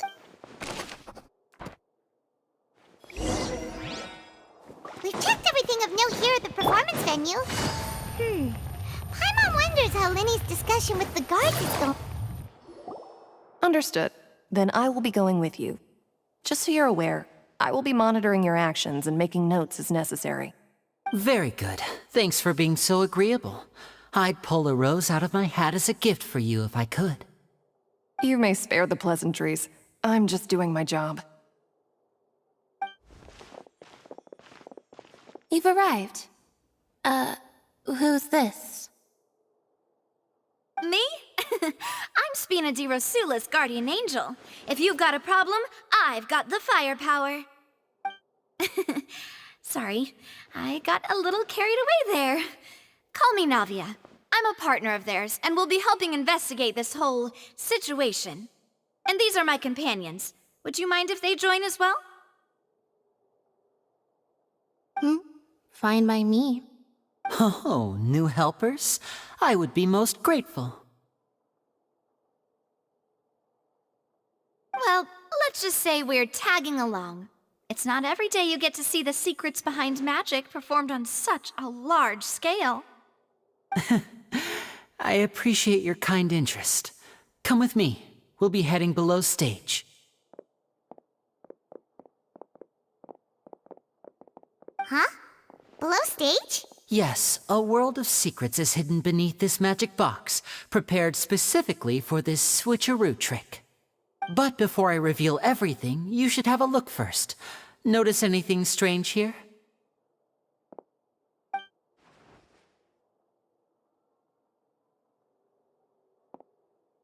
I'm not trying to be dramatic. Remembering the details of a trick will help you understand the methods used to perform it more easily. Huh. Weren't there balloons and other decorations here? Where did all that go? Ah, good eye. That said, you're still far from discovering the answer. The back? You mean the inside of the door? What's different about it? Paimon didn't notice anything. Very good indeed. I thought you might not be able to catch that, given that you were sitting in the first row. The back of this door was patterned. Those patterns are now gone, replaced by a smooth wooden board. So, if you put 2 and 2 together, what do you get? Exactly. All right, let's go. I'll tell you how it works as we head down.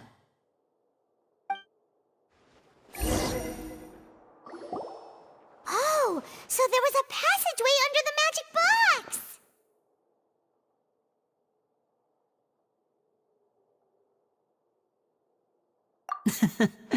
I knew you'd figure out most of it as soon as you saw this place. The 2 magic boxes are positioned right above the 2 entrances of the tunnel. See this flatbed trolley? The box with the lucky audience member in it would be shuttled over to the other side using the trolley. This trolley can raise and lower and even rotate, ensuring that the box will face in the right direction. I see. So that's the purpose of the box inside another box. Precisely. The inner box would descend after the audience member was put inside and be moved along the trolley, all while the outer box would remain on stage as if nothing had ever changed. So that's how you did it! Once the box was lowered, the trolley would store some energy through this device here, with which it would complete the rest of the steps.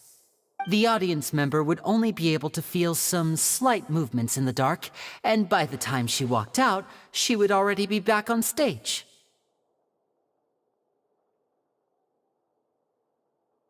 Right!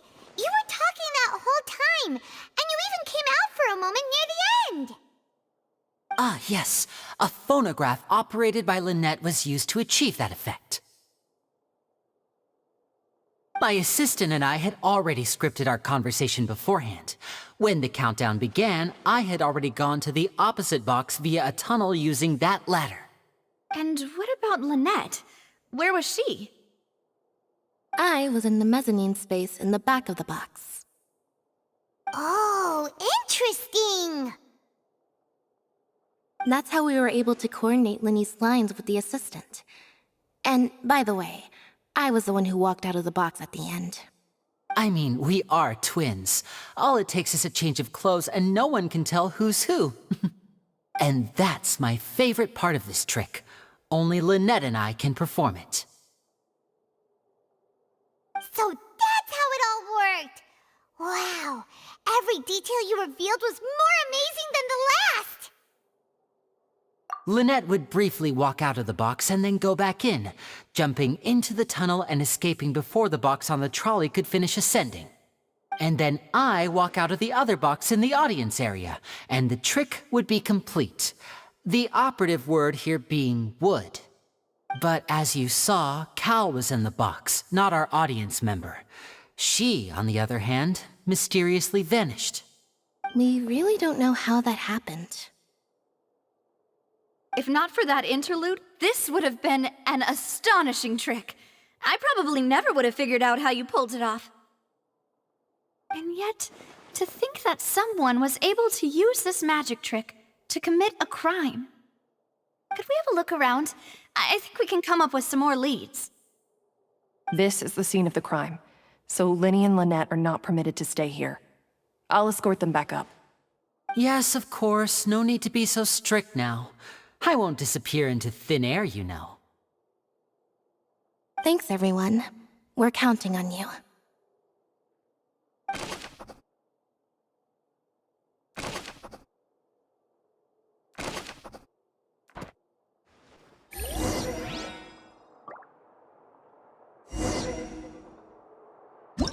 Whoever the murderer was, why would it be him?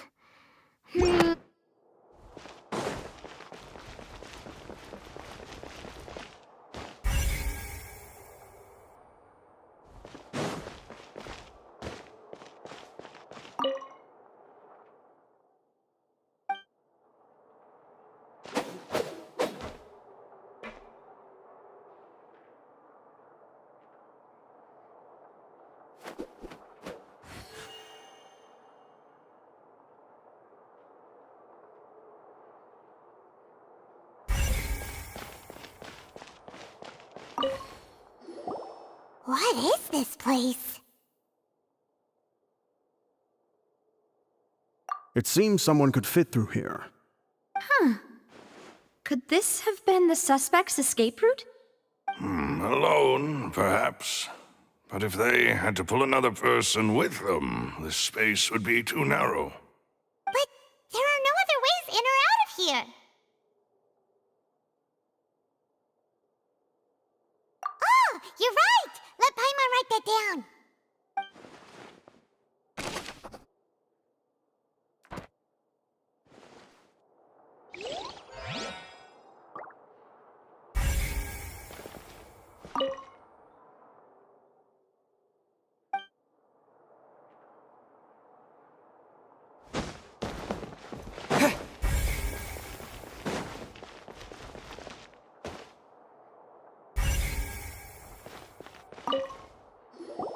The floor is wet. Please be careful not to slip. Speaking of which, why would there be water here? Oh, Paimon knows! It's one of those tricks where you pour water into a jug and then flip the jug over only for the water to disappear? And here's a broken vase. Huh. Did the trolley knock it down while moving? That can't be. The trolley moves along tracks from start to finish. It couldn't have hit the vase at this distance. Let's note this down too and think about it later.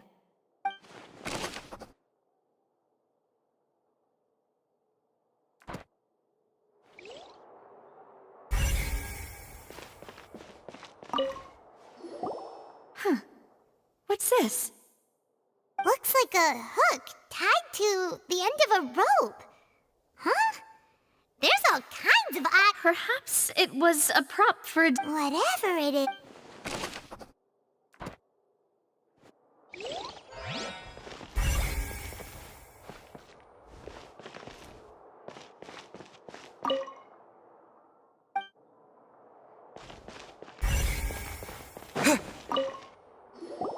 Oh, these are her clothes are here, but she's nowhere to be found. Right. Ugh, this is so confusing.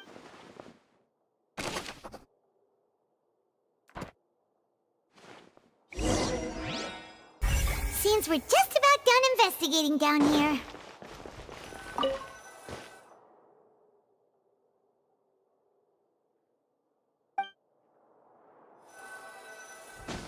Yes, let's head.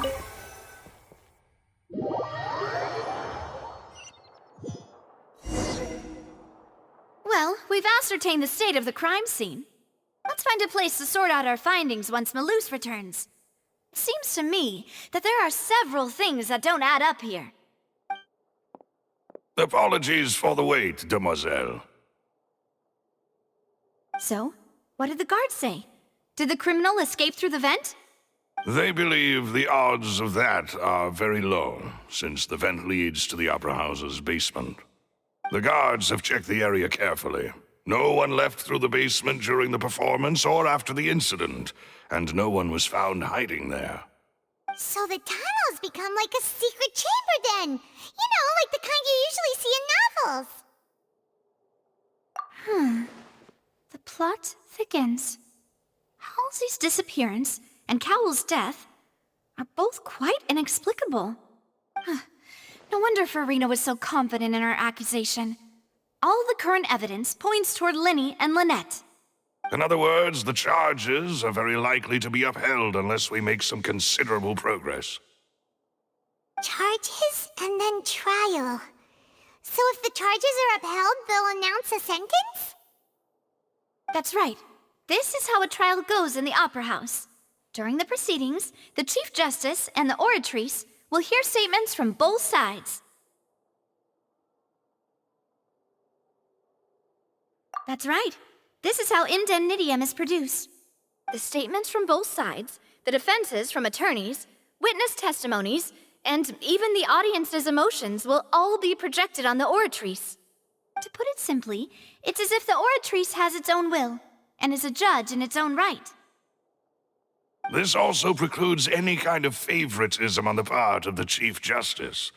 Not that this has ever happened anyway.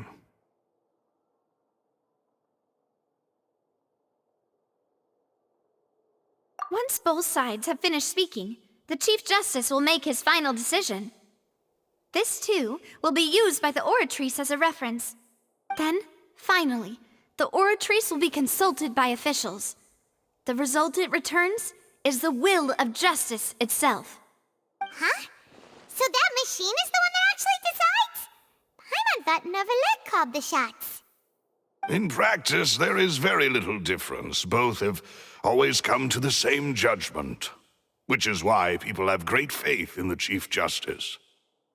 Ah, yes, the guards also asked me to convey that none of us will be allowed to leave this place before the trial. Huh? Why? Because we've chosen to act as the twins' proxies. That makes us persons related to the case. They're concerned that we might be colluding with outside parties, or that we might find outside help to disrupt the case. And even if that were not so, it could prove problematic if we happen to spread key information about the case ahead of time. I'm ready to break out at any time. Whoa! There's no need for that! Paimon thinks they have a point. That said, are they providing food?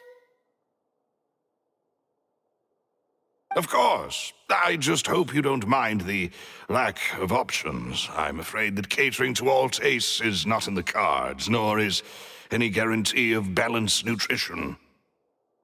In that case, let's just sort out our findings together here. Pity. I was hoping to take you to try some of Fontaine's famous desserts, too. I mean, what better way to properly think through our findings than over some tea and sweets? Huh. Breaking out suddenly doesn't seem like such a bad idea after all.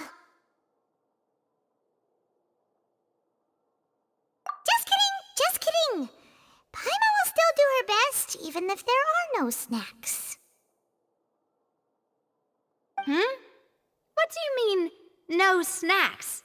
Of course we'll have snacks. If we cannot buy some, then we'll simply make some. Huh? Here? But how? Understood, demoiselle. Everyone, please come with me.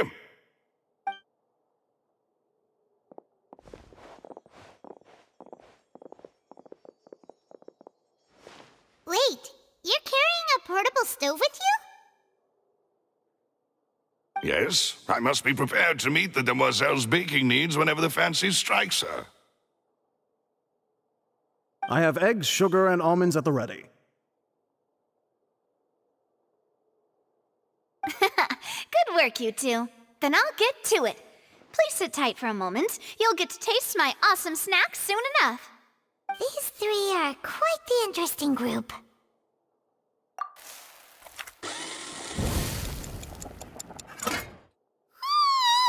And Paimon thought it smelled good while it was still in the oven!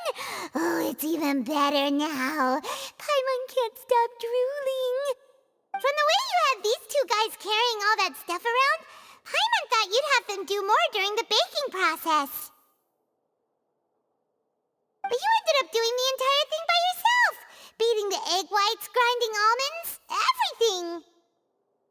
I was applauding. And I was giving encouraging smiles. Paimon was just thinking, aren't you worried about getting your fancy dress dirty beating egg whites and baking like this? Well, I don't think it's carved in stone anywhere that fancy ladies can only read books, sip tea, ride horses, and play the piano. I just really enjoy making snacks. Don't underestimate beating egg weights, by the way. It's a real arm workout. You also need to beat them to just the right consistency, or your macarons will crack. Anyway, give these a try, fresh out of the oven. There's 3 for each of us. Only 3? Well, eating too many sweet treats might send all that sugar to your head. You wouldn't be able to think clearly about the case on a sugar rush, would you? Tea is ready to be served as well. This is Demoiselle's favorite, strong black tea with a floral fragrance that clears the mind and lifts the spirit. No need for concern. I'm merely doing as I should.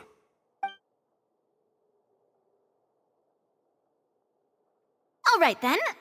Down to business. As Paimon mentioned previously, the tunnel seems to be something of a secret chamber. However, we can assume that Lyney and Lynette were not alone within it. Some criminal also occupied its sealed confines. The magician twins could have committed the crimes, of course, but they lack any logical motive. Exactly! Why would they do such a thing right when everyone was watching?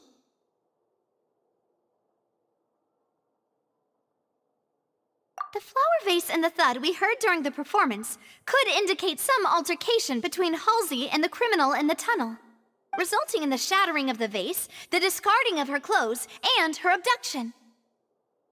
Perhaps the criminal thought that since she was chosen from the crowd, she would be too easy to identify if she was still wearing the same clothes. Paimon thinks that makes sense, but the real trouble is... True. None of the clues we found thus far support the existence of this third person. But the only people left to consider are both technically victims, whether it's the missing girl, Halsey, or poor Cowl. Huh. Could Halsey have secretly made modifications to the magic props in order to murder Cowl before making her escape? That's right. And even if she had tampered with the setup, she would need to understand the entire trick to pull it off. Nor does she have any motive. The guards said that she has never had any dealings with the magic troop's members. Were we not thorough enough in our search?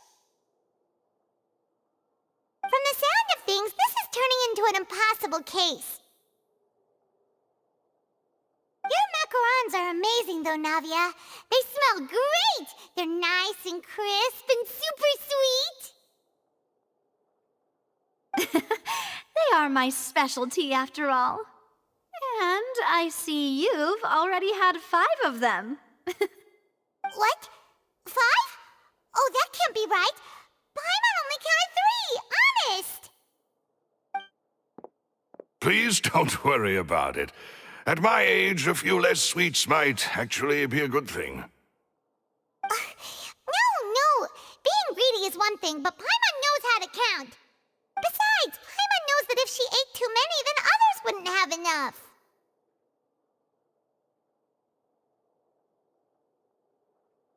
Wait, even you don't believe Paimon?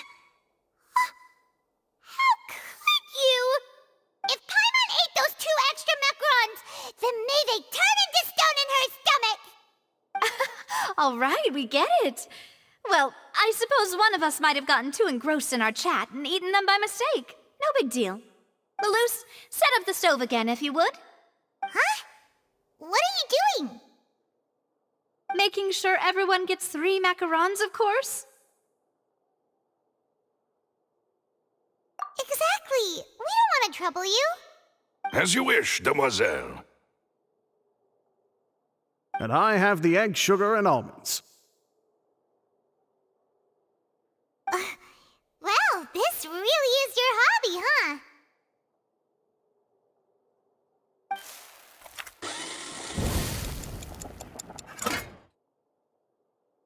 Well, snack time. I'm going to have another look around the area. I don't know what we're looking for yet, but we've still got some time. As attorneys, I suggest the two of you think the case over again. It would be awkward if you got all tongue-tied on stage during the trial. All right, thanks for your help and for the snacks. It was nothing. A small task for the Spina di Rosula. Silver, Maloose, it's time to go. I'll be back if I find anything new. What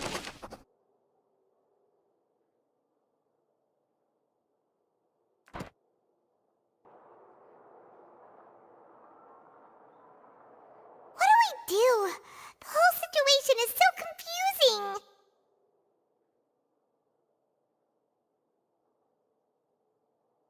Good plan. Impossible things don't just happen. We'll get to the truth one way or another. Just relax. Even if everyone else suspects Lyney and Lynette, at least we will be supporting them from the stands. Besides, I doubt Farina understands any more about what happened than we do. Thanks, Navia. Well, we'll be going then. Best of luck to you.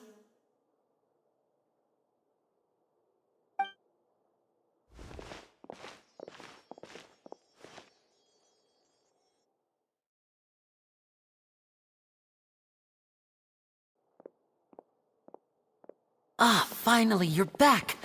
Well, how did your investigation go?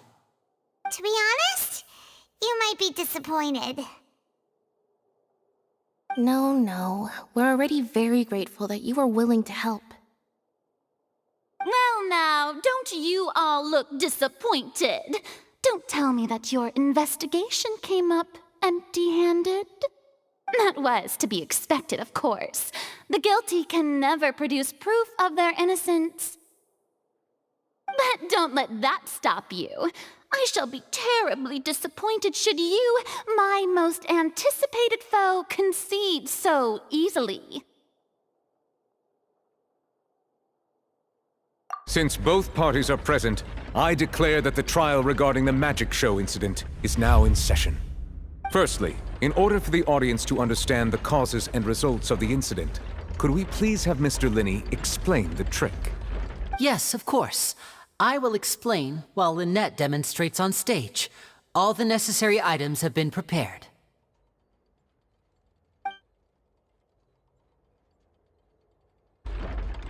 Thank you, Mr. Lyney. In that case, I take your statement to be that you ran to and remained hidden within the magic box in the audience stands once the trick began, and thus could not have committed the crime. Is this correct? Yes, that's correct, Your Honor. In that case, I call upon the prosecution. Lady Farina, do you wish to refute his statement in any way? Why, of course I do. Allow me to take the first shot and break this case wide open. Mr. Lyney is clearly lying. There is no way you could have been in the box the whole time if you were to abduct Halsey and murder Cowell. In fact, I'd say you were hardly in that tunnel at all. That is simply your hypothesis based on the presumption that I'm guilty. Oh, is that so? And if I may ask, what did you hear while you were inside your box? The roaring countdown of the crowd, of course. That's how I kept track of the time and built anticipation for the finale. And you didn't hear anything else at all? Nothing that might leave an impression of any kind? No, nothing. I see. But when the count reached 30 seconds or so, there was a thud. One so loud that I believe practically everyone heard it. Huh? Hey, hang on. Something's not right here.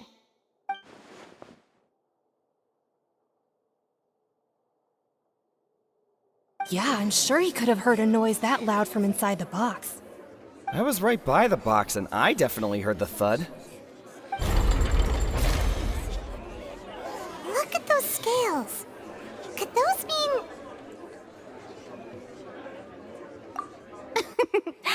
Well, Now then, ladies and gentlemen, allow me to use the words of the magician himself. You never know what can happen in the blink of an eye. Indeed, it seems his alibi can also collapse in the blink of an eye. Of course, I have armed myself to do far more than smash your alibi. Confidence cannot go unfounded, and my foundations are rock solid. Tell me, aren't you and Lynette actually from the House of the Hearth? The House of the Hearth? No wonder they did something like this. So the serial disappearances were the Fatui's doing. Now it all makes sense. I've got a feeling that what happened on stage probably wasn't just an accident. That's irrelevant. Our identities have nothing to do with what happened. Indeed. Then perhaps you could tell us everything that happened during that 1 minute. Your first priority is to prove yourself innocent, after all. I'm sure there is little that needs to be kept secret now. Unless your script already has holes in it. The Outlander is speechless.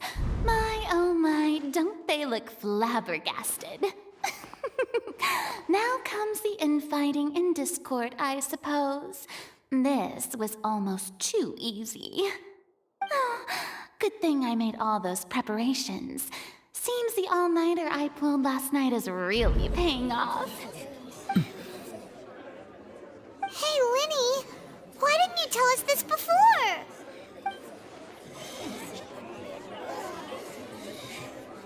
Order! Order! Mr. Lyney, allow me to re-establish the facts. Lady Farina has raised 2 points. First, when the thud was heard in the Opera House, you were neither in the box nor the tunnel. Second, you and Ms. Lynette are both members of the House of the Hearth. Are these claims true?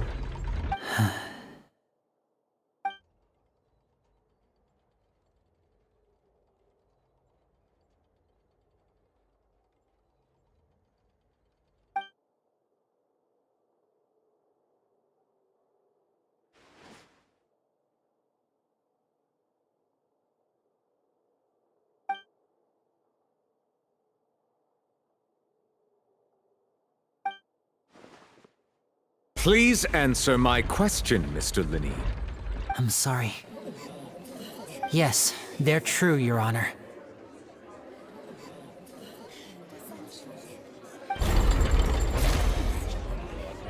I knew it! Well, that's it. We might as well move on to the sentencing already. What should we do now?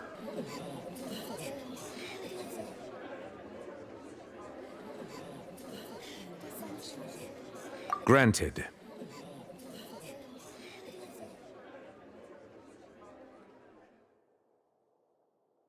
In that case, what is your request?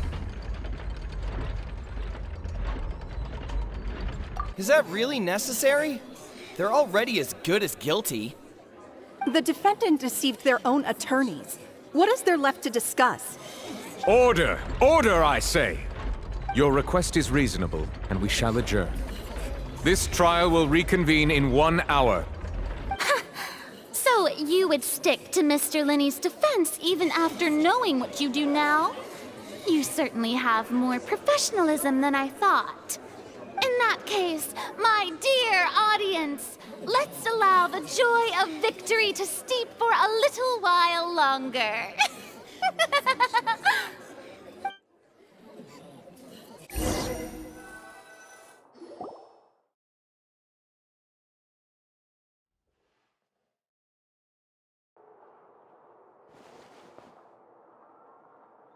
Well, this is awkward. I didn't think the Hydro Archon would dig all that up. I'm sorry, Traveler and Paimon. Yeah, sorry. Paimon doesn't know where to start. We trusted you two. We based our entire reasoning on the assumption that you weren't bad guys. Not to set the wrong tone or anything, but Paimon's really mad! I'm very sorry. I know you're angry, and reasonably so, but please, let me explain. I know you've clashed with the Fatui several times before.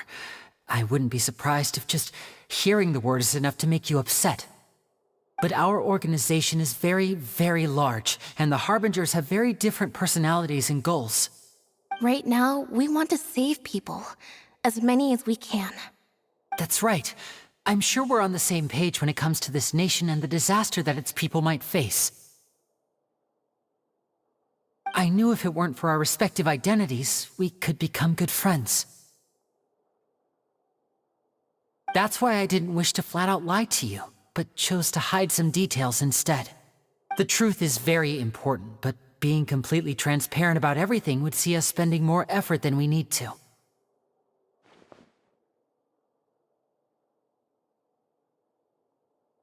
Right.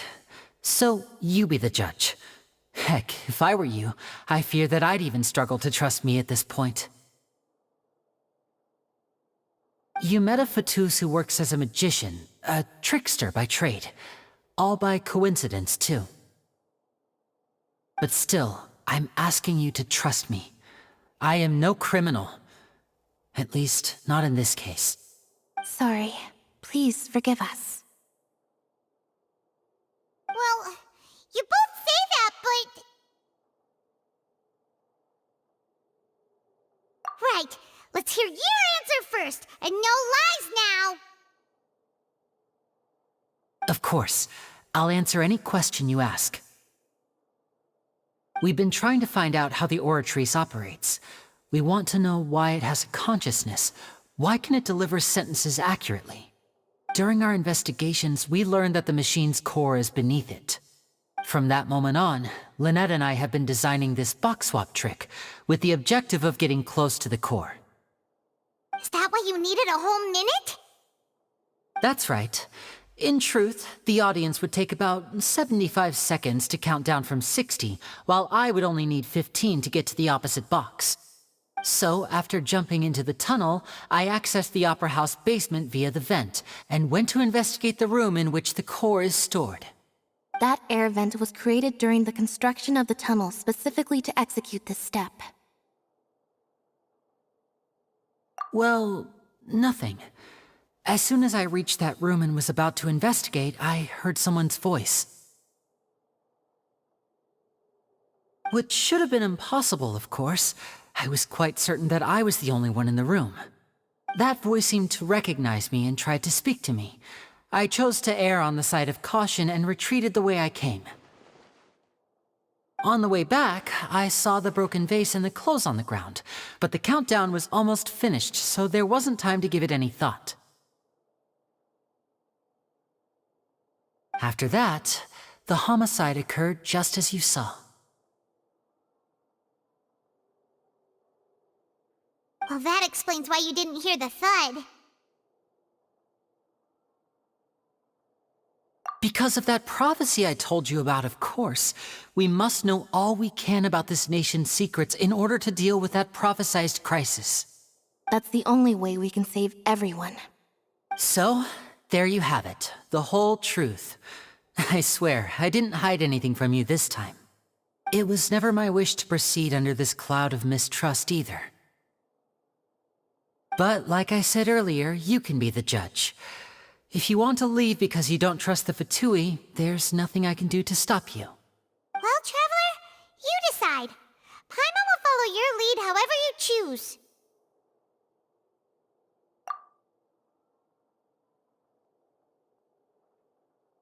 Okay, thank you. Thanks for giving us a chance. The current problem is that the scales are tipped pretty badly against you two. If we want to refute the Hydro Archon's accusations, we're gonna need a seriously watertight defense. Huh?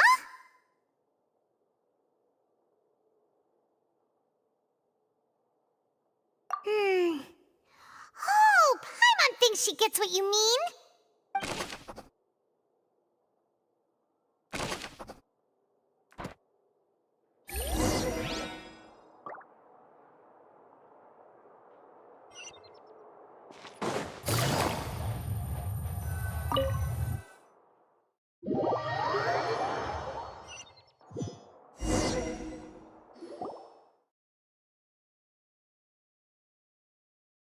Both parties have returned to their positions. Let us continue the trial. When last we left off, Mr. Lyney acknowledged the new evidence presented by Lady Farina as fact. Therefore, Lady Farina may continue stating her reconstruction of the events. Ugh, that took long enough. Now then, if everyone would lend me their attention. At this stage, let's revisit that scene from Lyney's perspective. Attention! Ace Detective Paimon has something to say! When the countdown started, Lyney did indeed go into the tunnel. But he immediately used a vent to access the Opera House basement, which is where the underground core of the Oratrice is stored. Once he reached that area, he heard a voice in what should have been an empty room. Since he felt something was amiss, he returned immediately. The crime scene had already developed by the time he reached the tunnel again, and in order to complete the magic trick, he did not remain there for any length of time. Finally, he reached the surface, and that was when the accident happened from his point of view. Therefore, he's innocent!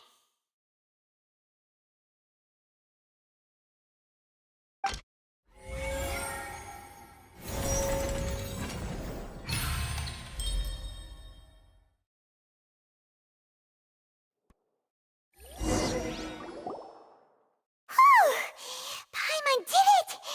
Paimon actually managed to say all that! Oh, wasn't it awesome? In other words, you believe that he knew nothing of the incident? That's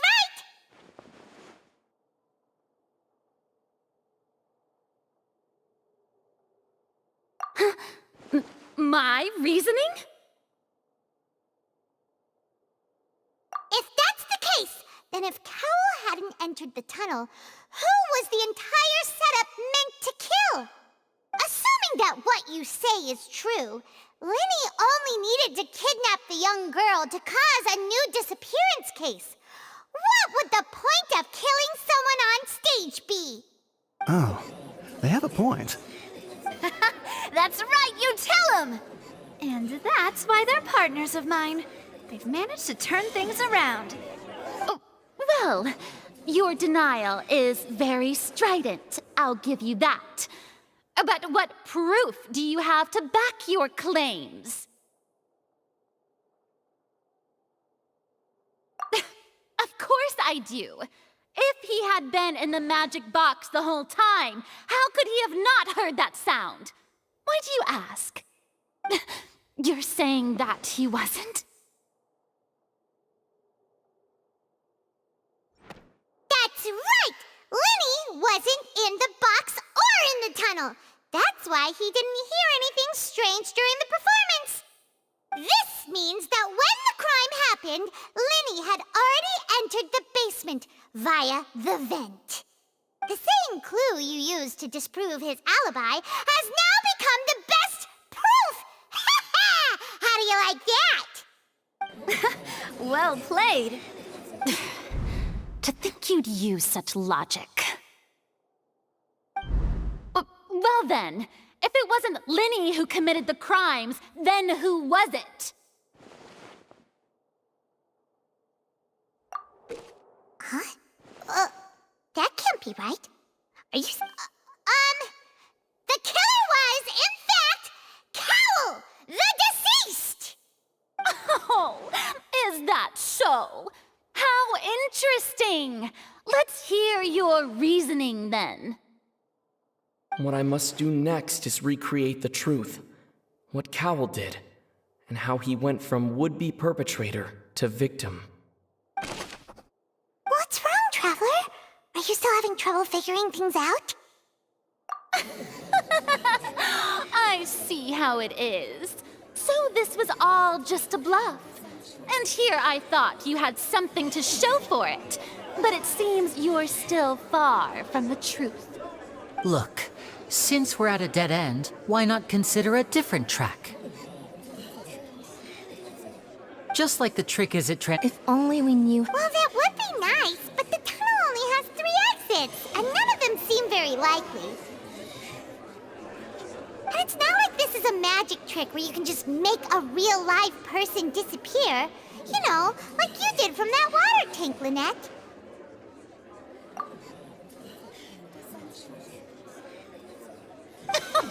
Excuse my interruption, dear opponents, but do you not see that the crowd is growing impatient? There is no greater sin in this opera house than an awkward delay in the performance.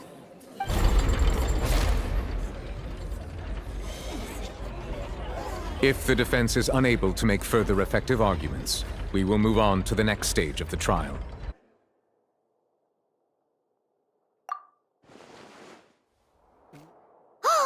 Paimon gets it! It all comes together if Halsey disappeared instead of being kidnapped. Lynette escaped from the water tank, vanishing gradually and leaving only clothes behind. If there's a similar method where a person could be transformed into water... Oh, just a moment, please. I do hope you know how preposterous you sound at the moment. How could a person ever be transformed into water? Must we really? I should think that of anyone. Your friend Lyney already knows this truth very well. Magic tricks are ultimately just illusions and misdirection. But Halsey's disappearance is very real. We're talking about 2 completely different things. Even so, I trust the Traveler's judgment. The truth must be out there somewhere. Perhaps some new line of reasoning may open if we try to gather all the focal points that don't make sense. Since Cal was the deceased, we haven't placed much attention on him. But given that we aren't making much progress with the case, it wouldn't hurt to have a look at his belongings, would it? People really do come up with all sorts of harebrained schemes when at the end of their rope. The way I see it, your suggestion that we broaden the scope of our investigation is nothing but a tactic for stalling the trial. Nevertheless, I believe that this is a reasonable request on the part of an attorney. Since the trial does indeed appear to be at an impasse, I believe that additional evidence may help us make more progress. Guards, please step into the lounge and examine the personal effects of the deceased, Cowell. We are still examining the items, but we have already made critical progress that we feel must be shared with everyone post-haste. We discovered several test tubes of fluid within Cowell's baggage, each labeled separately. The notebook in his backpack claims that these fluids are... water from the primordial sea. The primordial sea? The note's contents also indicate that Cowell belonged to an organization that sells illegal drugs and that he had an accomplice.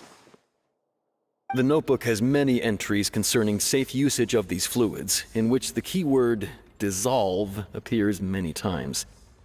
One of these tubes was labeled Opera Epiclese, along with yesterday's date. It is empty.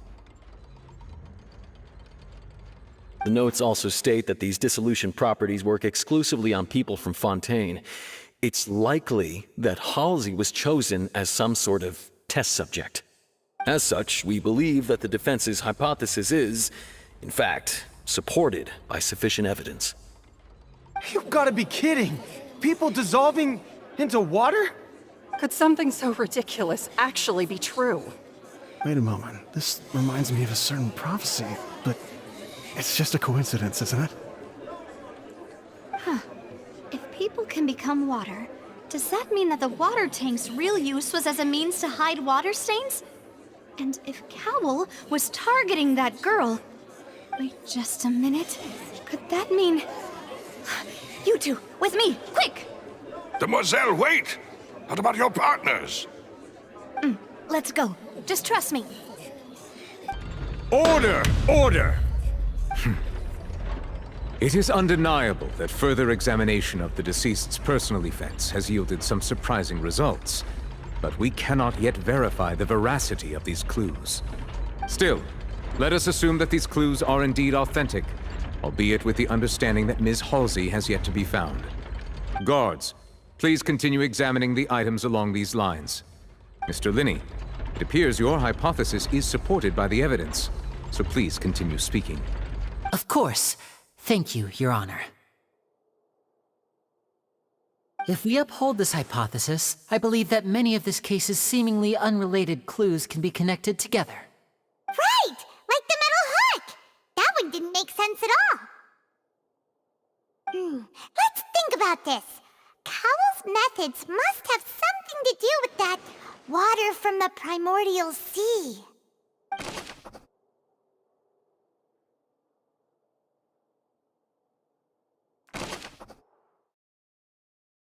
It's Ace Detective Paimon's time to shine again!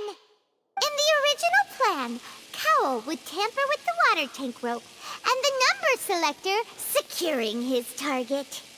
When the magic box containing Halsey was lowered, the metal hook would retract gradually and pierce the balloon at the top of the box.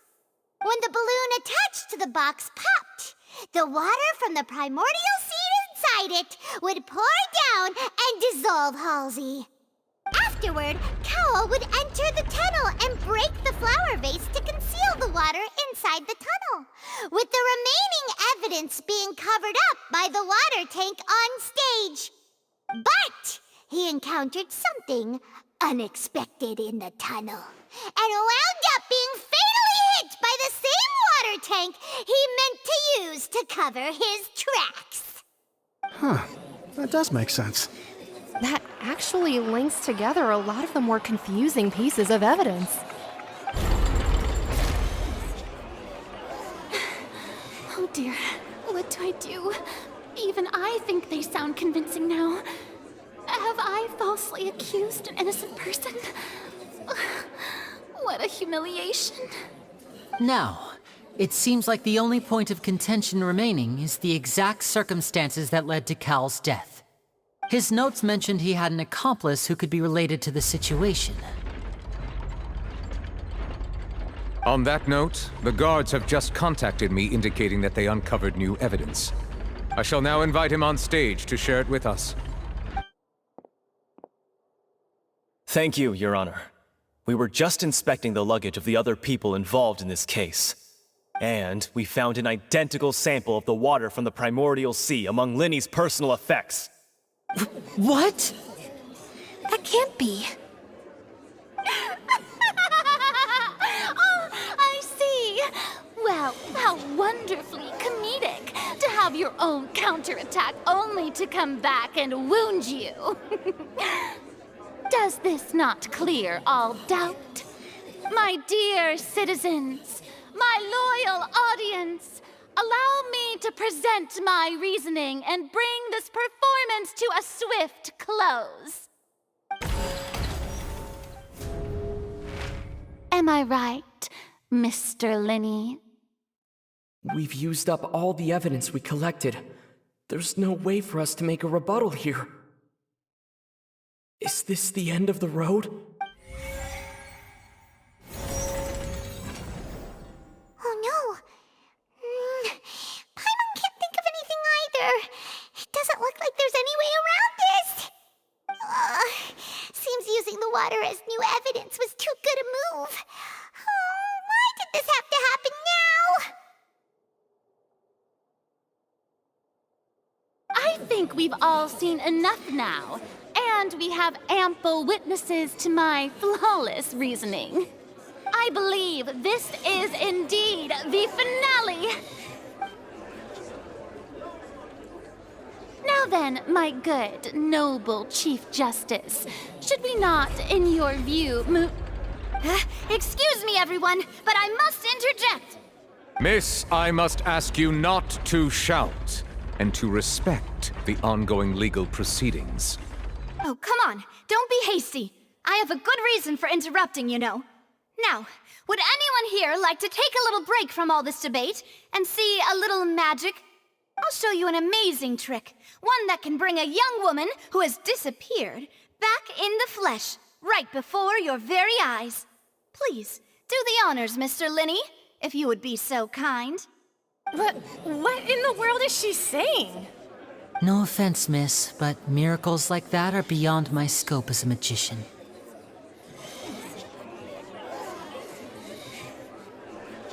Come on now, don't be silly. Magic is all about misdirection, isn't it? It often conceals the truth while presenting a fascinating illusion. But once everyone believes the illusion, can't magic reveal the truth to them once again? And wouldn't such a trick be the most marvelous finale to today's performance? Come on, Lyney and Lynette. Give it another go. Don't worry. Spina di Rosula has made the necessary arrangements on your behalf. But, as the magic makers and stars of the show, I think I should leave the final performance to you. I understand.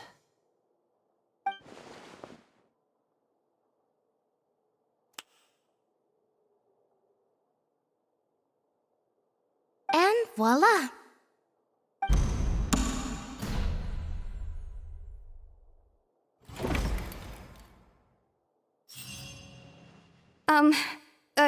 Sorry for the interruption. Wait, isn't that Halsey?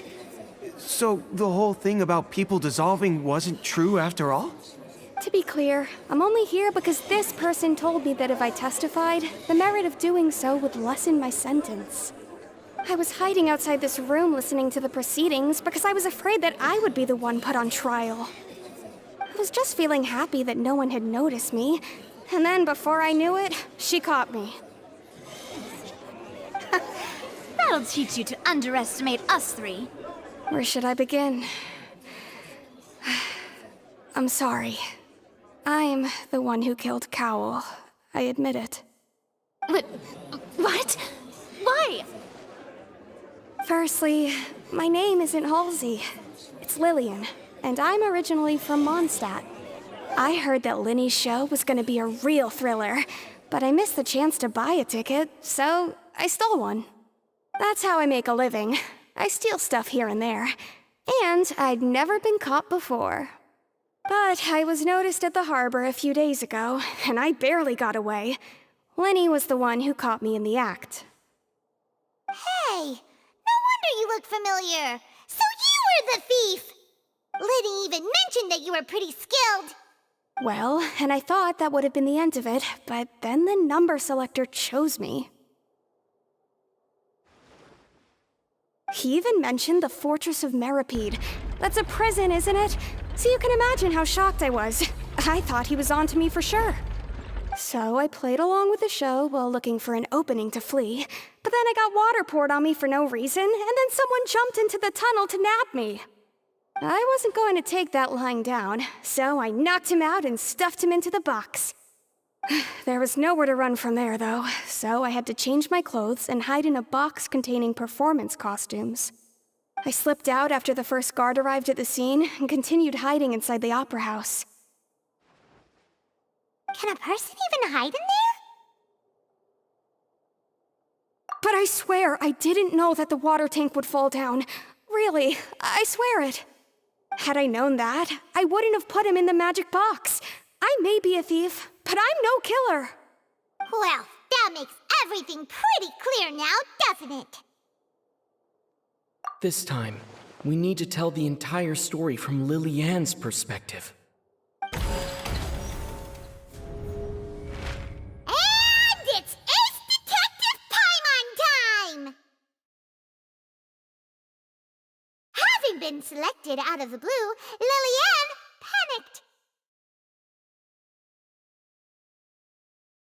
Her panic only intensified after she entered the tunnel and had water poured on her head. So she kicked the door open, producing the thud we all heard. Hearing the commotion, Cowl leapt into the tunnel, only to discover that Lily-Ann had not dissolved. He did not know that Lily-Ann was not from Fontaine, but was a thief who made her way in by stealing a ticket. Fully believing that the water from the primordial sea needed time to take effect, he tried to force Lillian back into the box. The two broke the flower vase during the struggle, but Lillian came out on top, knocking Cowell out and putting him in the box. With no way of escaping, she changed her clothes and hid in the costume trunk until the performance ended.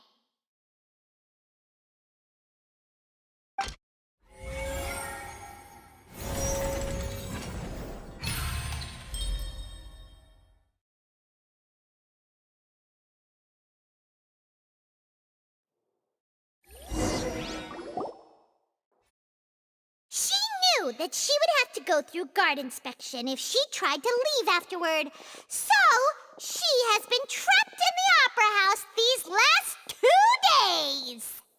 She had already become desperately hungry by the time we were chatting over macarons. So, she swiped 2 of them right under our noses. Talk about a sneaky thief. At this point, all the events that happened in the tunnel have now come to light. Ah, so that's the whole story. Bravo! Bravo! Now then, Lady Farina, do you wish to speak against the defense's statements? Please answer the question, Lady Farina. Also, if I may add, the trial has not yet ended. As such, I request that the prosecution not leave the room before the proceedings have concluded. What, are you reading my mind now? No, I have no further arguments. I admit defeat. But really, could you at least have left me with some dignity? Wow, look at that! She's like a deflated balloon now. If there are no objections, then as the Chief Justice of Fontaine, I shall once again repeat the full sequence of events.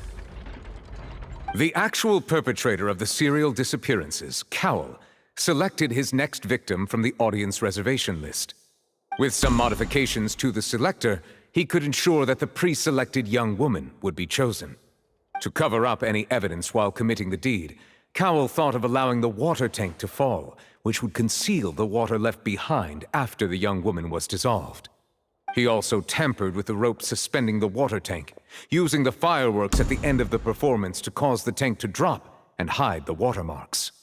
He poured the water from the primordial sea into a balloon during the preparation of the magic box and stuck it to the box's lid. Finally, he passed the prepared hook on a rope through the gap in the magic box's door when bringing the young woman to said box. When the magic trick officially began, the box containing the woman was lowered into the tunnel, tightening the hook rope and bursting the balloon containing the water. If all had gone to plan, the young woman would be dissolved at this time. However, Lillian was not from Fontaine, and thus fled the box with a loud noise. Realizing that there was trouble, Cowell entered the tunnel and met Lillian. Thinking that the waters had not yet taken effect, he decided to proceed. However, his opponent was more capable than he thought, and he was overcome, knocked unconscious, and placed into the magic box, and thus became his own final victim. Lillian, according to her own statements, then changed clothes and hid until the performance ended, before hiding in other parts of the opera house. As for Lyney, he was in the underground structures within the opera house, and was thus ignorant of these happenings. From this reconstruction of events, we can conclude that Lyney, the accused, is in fact innocent.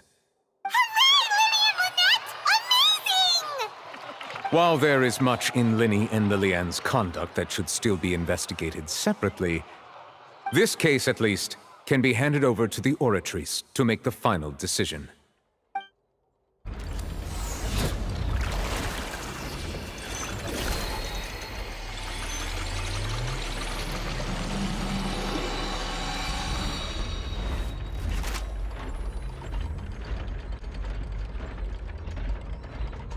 As such, Lyney and Lynette are officially declared not guilty. Victory for Ace Detective Paimon! Great work, partners. Thank you all. Thank you so much. Next, I think we deserve an explanation, Guard Vaughn. How did you find the water from the primordial sea in Lyney's baggage? Right! Your discovery caused me to make a serious mistake, you know. Or was that not a discovery, but false evidence that you dared to bring before this court? I suspect that the accomplice mentioned in Cowell's notes was not Lyney, but you, yes?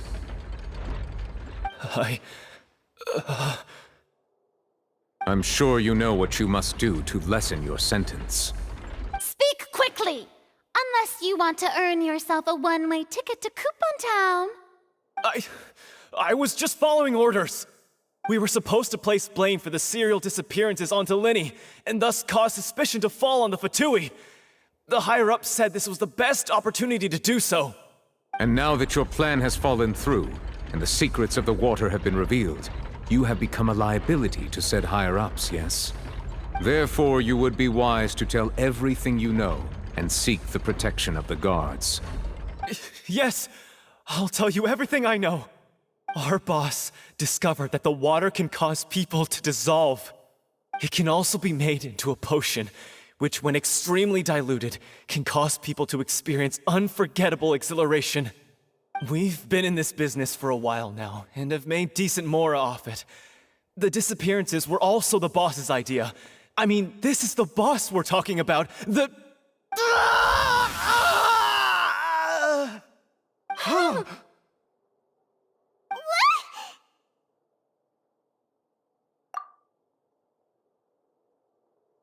And now he can no longer talk. Such ruthlessness. I shouldn't have expected any less of them. An outrageous act. All present, please submit to inspection immediately.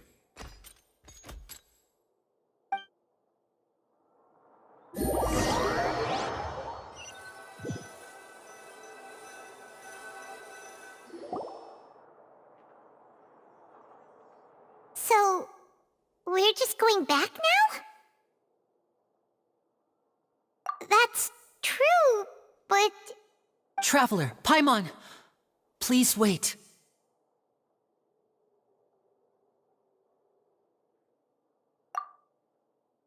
Lyney...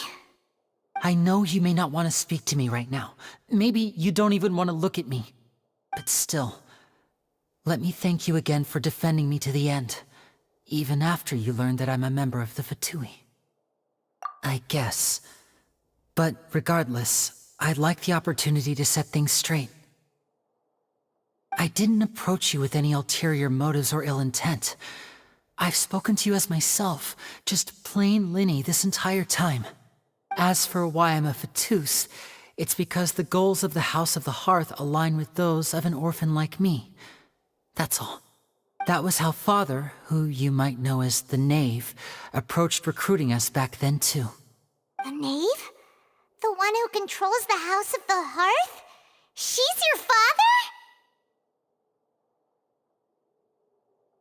That's right. And since we're here, I was wondering, would you mind hearing a story? It's about my past. Back when our parents first died, Lynette and I were left wandering the streets. To survive, I took to surreptitiously observing an older street performer who did magic. It took me several days to figure out how he pulled off his amazing tricks. I took my sister through several streets until we found a crowded corner, and we began to perform magic tricks there. To my surprise, we proved to be pretty popular, and we could at least stop worrying about where our next meal would come from for a time. But I didn't want my sister to remain a street rat together with me forever. Before long, an aristocrat came to me and claimed that he wished to take us in after watching my performances. So you went from orphans to nobility just like that? That was how we felt at first, too. As if fate was on our side and we could say goodbye to those painful days. But I gradually discovered that while we were called foster children, he was really after my talent for magic tricks. He would constantly take me to all sorts of banquets to garner attention, which he would then use to expand his social circles. That doesn't seem too bad either. Better than roaming the streets at any rate. It took a while for me to realize just how dark his heart really was. After one particular performance at a banquet, I discovered that Lynette was not on the same return vehicle as me. I waited a long time after we returned home, but she did not come back. I went to that noble's bedroom and asked him about her whereabouts. The answer he gave me was, she caught the eye of the most eminent person at the banquet, so I sent her over as a gift. I mean, you'll be able to perform your magic regardless of who your assistant is, yes? Oh no. So he was gonna... But wouldn't Fontaine's laws deal with such people? As far as outsiders are concerned, this is a relationship akin to adoption or foster care, and they have their ways of escaping the eye of the law.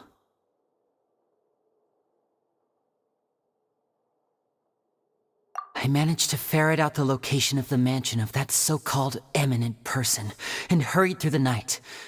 But by the time I leaped over the walls, avoided the guards, and made my way in, all I saw was the moonlit ground covered in blood, and the knave standing there in the darkness. So, she'd already taken care of that guy. That's right. She had rescued my sister before she could come to any harm, and had even discovered several girls hidden in a basement, all of them orphans. Father, I mean, the knave, might have seen something in me, and so she made me an offer. The House of the Hearth welcomes you, for your interests align with ours. Here, none will ever betray you. Indeed, betrayal shall never be permitted here. I was hesitant to trust her. I mean, I had just been betrayed by nobles. But she was also quick to destroy the noble who had taken us in at first, giving us back our freedom. Oh, so that's how the two of you joined the House of the Hearth.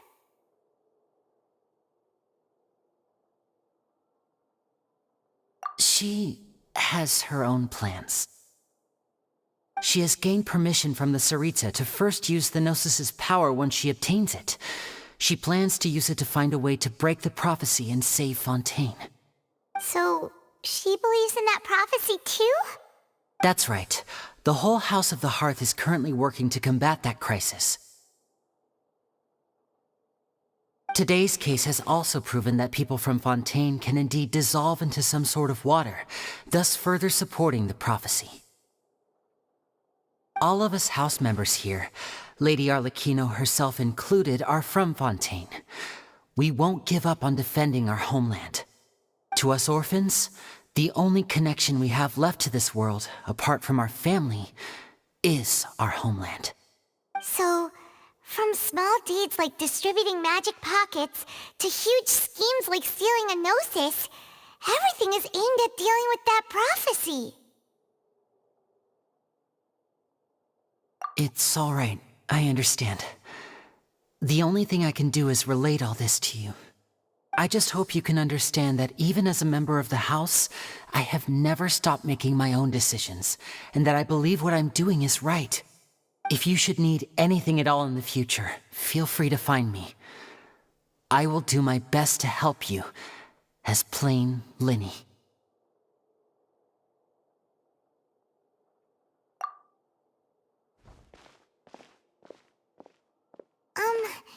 Bye, Lyney!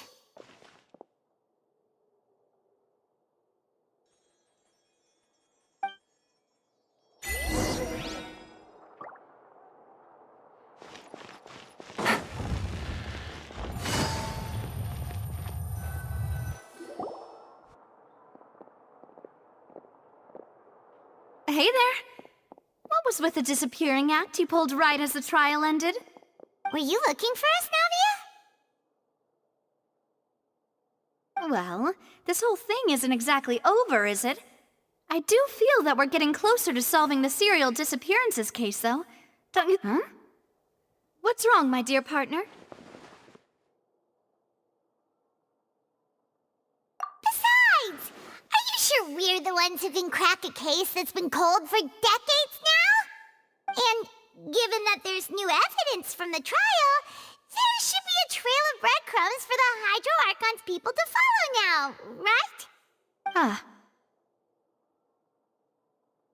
I see. Well, I won't lie. I'm a little shocked to hear that from you. But I suppose you are just travelers who have only arrived in Fontaine after all. Sorry. I might have been too presumptuous. Don't say that, Navia.